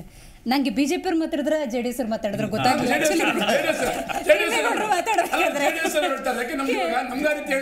ಮೈತ್ರಿ ಎಫೆಕ್ಟ್ ಆಗಿ ಓಕೆ. ಏನಾಗಿದೆ ಅಂದ್ರೆ ಡೆವಲಪ್ಮೆಂಟ್ ಪಾಲಿಟಿಕ್ಸ್ ಆಫ್ ಮೋದಿಜಿ ಇದು ಹೆಂಗಾಗ್ಬಿಟ್ಟಿದೆ ಅಂತಂದ್ರೆ, ಯಾರೇ ನೇಷನ್ ಓರಿಯೆಂಟೆಡ್ ಪಾರ್ಟಿ ಇದ್ರು ಅವ್ರಿಗೊಂಥರ ಫಿಕ್ಸ್ ಆಗ್ಬಿಟ್ಟಿದ್ದಾರೆ, ಈ ಸಲ ಇನ್ನೊಂದ್ಸಲಿ ಬರ್ಲೇಬೇಕು ಮೋದಿ ಆಯ್ತಾ. ಆಮೇಲೆ ಇವ್ರು ಇಂಡಿಯಾ ಅಲಯನ್ಸ್ ಅಂತ ಮಾಡ್ಕೊಂಡು ಅದನ್ನ ಡಿವೈಡ್ ಮಾಡ್ತೀವಿ, ಇದನ್ನ ಡಿವೈಡ್ ಮಾಡ್ತೀವಿ ಅಂತ ಎಲ್ಲರಿಗೂ ಹೊಟ್ಟೆ ಹೊರಿತಾರೆ. ರೈಟ್. ಕೇಶವ್ ಅವರೇ, ಅವಕಾಶವಾದಿ ರಾಜಕಾರಣಿ ತರ ಕಾಣ್ತಿರುವಂತ ಜಗದೀಶ್ ಶೆಟ್ಟರ್ ಮತ್ತು BJP ವ್ಯತ್ಯಾಸ ಆಯ್ತು ಅಂದ್ರೆ ಅಲ್ಲಿರ್ತಾರೆ ಅಂತ ಅನ್ಸುತ್ತಾ, ಇಲ್ಲ ಅಂತ ಅನ್ಸುತ್ತಾ? ನೋಡಿ, ಇವತ್ತಿನ ದಿವಸ ಜಗದೀಶ್ ಶೆಟ್ಟರ್ ಈ ತರ ಒಂದು ಲೈನ್ ಸ್ಟೇಟ್ಮೆಂಟ್ ಸ್ವ ಇಚ್ಛೆಯಿಂದ ಬಿಟ್ಟು ಪಕ್ಷದ ಕಾಂಗ್ರೆಸ್ ಬಿಟ್ಟು BJP ಸೇರ್ತಿದ್ದೀನಿ ಅಂತ ಹೇಳಿ ಬಿಟ್ಟಿದ್ದಾರೆ. ಇವತ್ತಿನ ದಿವಸ ನಾವು ಅದನ್ನ ಚರ್ಚೆ ಮಾಡ್ತಿದ್ವಿ. ನಾವು ಚರ್ಚೆ ಮಾಡ್ತಿದ್ದಾಗ ಸ್ಪೆಕ್ಯುಲೇಟ್ ಮಾಡಲೇಬೇಕಾಗುತ್ತೆ ಅವ್ರು ಏನಕ್ಕೆ ಬಿಟ್ಟಿರಬಹುದು ಅಂತ ಹೇಳ್ಬಿಟ್ಟು ಅಂತ. ಅವ್ರು ಒಂದು ಲೈನ್ ಹೇಳಿ ಹೋಗಿದ್ದಾರೆ, ನಾವು ಚೆನ್ನಾಗಿ ನಡ್ಸ್ಕೊಂಡಿದೀವಿ ಅಷ್ಟೇ ಸತ್ಯ ಅಂತ ಹೇಳಿ ಇವ್ರು ಹೇಳ್ತಾ ಇದ್ದಾರೆ. ಈ ತರ ಬಿಟ್ಟೋಗ ಅವರು ಪಬ್ಲಿಕ್ ಪೋಸ್ಚರಿಂಗ್ ಅಲ್ಲಿ ಅಷ್ಟೇ ಹೇಳಲಿಕ್ಕೆ ಸಾಧ್ಯ, ಅವ್ರು ಎಲ್ಲ ಕಾರಣಗಳು ಹೇಳಲಿಕ್ಕೆ ಆಗಲ್ಲ. ಈ ಹಿಂದೆ ಒಂದು ಸಮ್ಮಿಶ್ರ ಸರ್ಕಾರನ ಬೀಳಿಸಿ 15 ಜನ ಶಾಸಕರು ನಾವು ಬಿಜೆಪಿ ಪಕ್ಷ ಸಿದ್ಧಾಂತ ಒಪ್ಪಿ ಮೋದಿ ಅವ್ರ ನಾಯಕತ್ವ ನೋಡಿ ಹೋಗಿದ್ವಿ. ಒಂದು ಅವರು 2 ಲೈನ್ ಹೇಳಿದ್ದು ಆಯ್ತಾ, ಅಂದ್ರೆ ಅದೇ ಸತ್ಯ ಅಂತ ಇವ್ರು ಒಪ್ತಾರ? ಅದನ್ನೇ ಅಲ್ಲ, ಕಾಂಗ್ರೆಸ್ ನೀವು ಬಿಜೆಪಿ JDS ಶಾಸಕರು ಕಾಂಗ್ರೆಸ್ ಶಾಸಕರು ಹೇಳ್ತಾ ಇದ್ದೀವಿ, ಅಂದ್ರೆ ಇವ್ರು ಹೇಳ್ತಾರೆ ಆ 15 ಜನ ಬರೀ ಅದಷ್ಟೇ ಸತ್ಯನ ಬಿಜೆಪಿ ಸಿದ್ಧಾಂತ ಒಪ್ಪೋದ್ರ, ಅವ್ರ ಅಧಿಕಾರ ದಾಹದಿಂದ ಹೋದ್ರ, ಸ್ವಂತ ಲಾಭಕ್ಕೋಸ್ಕರ ಹೋದ್ರ? ನಿಮ್ಮನ್ನೇ ಕೇಳ್ತಾ ಅವಾಗ ಏನ್ ಮಾಡ್ತೀರಾ? ಅವ್ರು ಇಷ್ಟ ಹೇಳಿದ್ದು 2 ಲೈನ್ ಬಿಜೆಪಿ ಪಕ್ಷ ಸಿದ್ಧಾಂತ ಮೋದಿ ನಾಯಕತ್ವ ಅಷ್ಟೇ ಹೇಳಿದ್ದು, ಅದಷ್ಟೇನಾ? ಬೇರೆ ಇನ್ನೇನಾದ್ರೂ ಇದೆಯಾ? ಅದೇ ಸಮಸ್ಯೆ ಏನಂತಂದ್ರೆ ಈಗ ಹೋದಾಗ ಎಲ್ಲರೂ ಹೇಳೋದು ಅಷ್ಟೇನೆ 2 ಲೈನ್, ಆದ್ರೆ behind the lines there is something. ನಾವು ಅದನ್ನ ನೋಡ್ಬೇಕಾದ ಅವಶ್ಯ. ನಾವು ಒಂದು ವಕ್ತಾರರಾಗಿ ಒಂದು ಪಾಯಿಂಟ್ ಬಂದ್ಬಿಡೋದಾದ್ರೆ ಕಾಂಗ್ರೆಸ್ ಏನಾದ್ರು ಬಿಗ್ ಲಾಸ್ ಅಂತ ಅನ್ಸುತ್ತೆ ರೈಟ್ ನಾವು ಸಿಚುವೇಶನ್ ನೋಡಿದ್ರೆ ಬಿಕಾಸ್ ಆಫ್ ಜಗದೀಶ್ ಶೆಟ್ಟರ್. ನೋಡಿ, ಕಾಂಗ್ರೆಸ್ ಏನಾಗಿದೆ ಅಂತಂದ್ರೆ ಜಗದೀಶ್ ಶೆಟ್ಟರಿಂದ ಲಾಸ್ ಆಗ್ತಾ ಇಲ್ಲ. ಕಾಂಗ್ರೆಸ್ ಪಕ್ಷ ಅವ್ರು ತಗೊಂಡು ನಿಲುವುಗಳು ಅವಳ ಗೊಂದಲಗಳಿಂದಾನೇ ಹಿನ್ನಡೆ ಆಗುತ್ತೆ. ಒಂದು ವ್ಯಕ್ತಿಯಿಂದ ಅಂತಲ್ಲ, ಕಾಂಗ್ರೆಸ್ ಪಕ್ಷ ಇವತ್ತಿನ ದಿವಸ ಗೊಂದಲದ ಗೂಡಾಗಿದೆ. ಇವಾಗ ಇಂಡಿಯಾ ಅಲಯನ್ಸ್ ಸ್ವಲ್ಪ ಗೊಂದಲಗಳು ಬರ್ತಾ ಇರೋದ ಕಾರಣ ಏನಂತಂದ್ರೆ ಕಾಂಗ್ರೆಸ್ ಇಸ್ ನಾಟ್ ಅಕಾಮಡೇಟಿವ್. ಅವ್ರು ನಾವು ಇಷ್ಟೇ ಬೇಕು ಹಾಗೇ ಬೇಕು, ಅವ್ರ ಶಕ್ತಿ ಅನುಸಾರ. ಇವಾಗ ನೋಡಿ, ಇಲ್ಲಿ 28 ಸೀಟ್ ಇವಾಗ ಇಲ್ಲಿ ಕರ್ನಾಟಕದಲ್ಲಿ ಅಧಿಕಾರದಲ್ಲಿದ್ದಾರೆ, 28 ಸೀಟ್ ಇದಾವೆ. ಇಂಡಿಯಾ ಅಲಯನ್ಸ್ ಅವ್ರು ನಾವು ಆಮ್ ಆದ್ಮಿ ಪಾರ್ಟಿ ಅವ್ರು ಒಂದು 8 ಸೀಟ್ ಕೊಡಿ ಅಂದ್ರೆ ಕೊಟ್ಬಿಡ್ತಾರ? ಅಥವಾ ನಾವು ಕೇಳ್ತಿದೀವ? ಕೇಳ್ತಾ ಇಲ್ಲ. ಯಾಕಂದ್ರೆ ಆಯಾ ಪಕ್ಷಗಳು ಅಧಿಕಾರದಲ್ಲಿ ಅಲಯನ್ಸ್ ವಿಷಯಕ್ಕೆ ಬರುವುದಾದ್ರೆ ಮುಂಚೆ ಬೇಡಿಕೆಗಳ ಸಮನ್ವಯತೆ ಅನ್ನೋದಿತ್ತು, ಇವಾಗ ಷರತ್ತುಗಳನ್ನು ಹಾಕ್ತಿದ್ದಾರೆ ಅಲಯನ್ಸ್ ಅಲ್ಲಿ. ಕಾರಣ ಏನಂತಂದ್ರೆ ಇಲ್ಲಿ ನೋಡಿ, ಎಲ್ಲಿ ಇವಾಗ ಪಶ್ಚಿಮ ಬಂಗಾಳಕ್ಕೆ ಹೋಗಿ TMCಗೆ ಕಾಂಗ್ರೆಸ್ ಸಮಸ್ಯೆ, ಪಂಜಾಬ್ ಅಲ್ಲಿ ಆಮ್ ಆದ್ಮಿ ಪಾರ್ಟಿ ಕಾಂಗ್ರೆಸ್ ಸಮಸ್ಯೆ, ಬಿಹಾರದಲ್ಲಿ ಹೋಗಿ ಕಾಂಗ್ರೆಸ್ ಜೊತೆ, ಅಂದ್ರೆ ಕಾಂಗ್ರೆಸ್ ಜೊತೆ ಬೇರೆ ಪಕ್ಷಗಳು ಒಡಂಬಡಿಕೆ ನಡೀತಾ ಇಲ್ಲ. ಕಾರಣ ಏನಂತಂದ್ರೆ ಕಾಂಗ್ರೆಸ್ ಇಸ್ ನಾಟ್ ಅಕಾಮಡೇಟಿವ್. ಅವ್ರು ನಮ್ಗೆ ಇಷ್ಟೇ ಬೇಕು ಅಷ್ಟೇ ಬೇಕು ಅಂತ ಕೂತ್ಕೊಂಡ್ರೆ ಈ ಹಿಂದೆ 14-19 ಏನಾಗಿತ್ತು ಕಾಂಗ್ರೆಸ್ಗೆ ಅಷ್ಟೇ ಆಗುತ್ತೆ. ಇವ್ರು ಬಿಜೆಪಿಗೆ ಅವ್ರಿಗೆ ಅನುಕೂಲ ಮಾಡಿಕೊಡ್ತಾ ಇದ್ದಾರೆ ಅಷ್ಟೇ. ಈಗ ಇದೆಲ್ಲ ಸ್ವಲ್ಪ ಸೈಡ್ಗಿಟ್ಟು ಸ್ವಲ್ಪ ಪರಾಮರ್ಶೆ ಮಾಡಿ ನೋಡೋಣ ಏನಿರ್ಬೋದು ಸತ್ಯಾಸತ್ಯತೆ ಅಂತ. ಯಾವುದೇ ಪಾರ್ಟಿಯಲ್ಲಿ ಜಗದೀಶ್ ಶೆಟ್ಟರ್ ಅನ್ನೋರು ಸುಮಾರು 70+ ಅವರು ಹಿರಿಯ ನಾಯಕರಿದ್ದಾರೆ. ಅವ್ರ ತಂದೆಯವರಾಗ್ಬೋದು, ಅವರೆಲ್ಲರೂ ಸಂಘ ಪರಿವಾರದಿಂದ ಬಂದಿರೋರು. ಬಹಳ ಸಣ್ಣ ವಯಸ್ಸಿಂದನೂ ಅವರು ಒಂದು ಆ ಪಕ್ಷ ಸಿದ್ಧಾಂತ ಅದನ್ನೆಲ್ಲ ನೋಡ್ಕೊಂಡು ಬಂದಿರೋರು. ಹೊಸದಾಗಿ ನಾವು ಒಂದು ಸ್ಕೂಲಲ್ಲಿ ಓದ್ಬಿಟ್ಟು ಹೈಸ್ಕೂಲ್ಗೆ ಹೋಗಿ ಬೇರೆ ಸ್ಕೂಲ್ ಸೇರ್ಕೊಂಡ್ರೆ ಅದು ಜೆಲ್ಲ ತುಂಬ ಟೈಮ್ ಆಗ್ತಾ ಹೋಗುತ್ತೆ. ಈಗ ಅವರು ಆ ಥರದ್ರಲ್ಲಿ ಅವ್ರ ಜೊತೆಲಿರೋಂಥ ಕಾರ್ಯಕರ್ತರೆಲ್ಲ ಯಾವ ಮನಸ್ಥಿತಿಯಲ್ಲಿದ್ರು, ಏನು ಕತೆ, ಅವ್ರ ಜೊತೆಲಿ ಓಡಾಡ್ಬೇಕಾದ್ರೆ ಏನು ಮಾತಾಡ್ತಿದ್ರು, ಅವ್ರು ಬೇಕಾಗಿರೋರಾಗ್ಬೋದು, ಬಂಧು ಬಳಗದವ್ರಾಗ್ಬೋದು, ಅವ್ರಿಗೂ ಆ ಥರದ ಒಂದು ಮನಸ್ಥಿತಿ ಇದ್ದಿರಬಹುದು. ಈಗ ನಿಮ್ಗೆ ಅವಾಗೆಲ್ಲ ನೋಡಿ ಈ ತರ ಉಡಾಫೆ ಮಾತಾಡಿನೇ ನೀವೆಲ್ಲ ಕುತ್ಕೊಂಡಿರೋದು, ಏನ್ ತೊಂದ್ರೆ ಇಲ್ಲ. ಇದ್ದಿದ್ದನ್ನ ಹೇಳ್ತಾ ಇದೀನಿ, ನೀವ್ ಏನಪ್ಪ ಬಗ್ಗೆ ಹೇಳಿದ್ರ ಸತ್ಯಾಸತ್ಯತೆ ಅಂತ, ಅದಕ್ಕೆ ಹೇಳಿ ಎಲ್ಲಿ ಬಂದ್ ಸೇರ್ಬಿಡು. ಒಬ್ರು ಬಂದಿಲ್ಲ, 6 ಗಂಟೆಗೆ ಮೀಟಿಂಗ್ ಅಂದವ್ರೆ ಒಬ್ರು ಬಂದಿಲ್ಲ. ಈ ತರ ಈ ತರದ ಕುಂಕು ನುಡಿಗಳಿಂದಾನೇ ಇವತ್ತು ನೀವು ಇಲ್ಲಿ ಕೂತಿರೋ. ಇಲ್ಲ ಸ್ವಾಮಿ, ನೀವು ಬಾರಿ ಒಳ್ಳೆ ನುಡಿಗಳು ಮಾಡ್ತಾ ಇದೀರಲ್ಲ. ರಾಮನ್ ಬಗ್ಗೆನೂ ಬಾರಿ ಒಳ್ಳೆ ಮಾತಾಡಿ. ಇವಾಗ ಇನ್ನೊಬ್ರನ್ನ ಗೌರವ ಕೊಡೋದ್ ಕಲೀರಿ. ಏನು ನಾನು ಯಾವ ಗೌರವ ಕೊಡೋದು? ಅಲ್ಲ ಅದ್ರಲ್ಲಿ ಬಾರಿ ನೀವು ಹಿಂಗೆಲ್ಲ ಮಾತಾಡೋದು ಏನಿಲ್ಲ.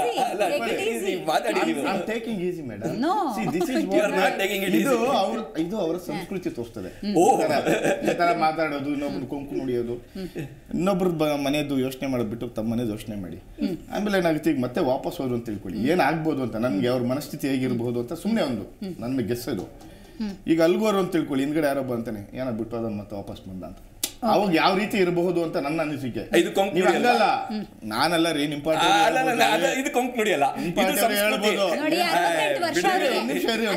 ಆಯ್ತು. ಒಂದ್ ನಿಮಿಷ ಮಾಡ್ಬೇಕು ನಾನು. 68 ವರ್ಷ ರಾಜಕೀಯದ ಅಂತಿಮ ಘಟ್ಟದಲ್ಲಿದ್ದಾರೆ ಜಗದೀಶ್ ಶೆಟ್ಟರು. ಒಂದ್ ಒಳ್ಳೆ ಎಂಡನ್ನು ಬಯಸ್ತಾ ಇರ್ತಾರೆ. ಬಟ್ ಆ ಒಂದ್ ಒಳ್ಳೆ ಎಂಡನ್ನ ನೀವು ಪಕ್ಷದಲ್ಲಿ ಕೊಡ್ತೀರಾ, ಹಿಂದೆ ನಡೆಸ್ಕೊಂಡಾಗೆ ನಡೆಸ್ಕೊತೀರಾ?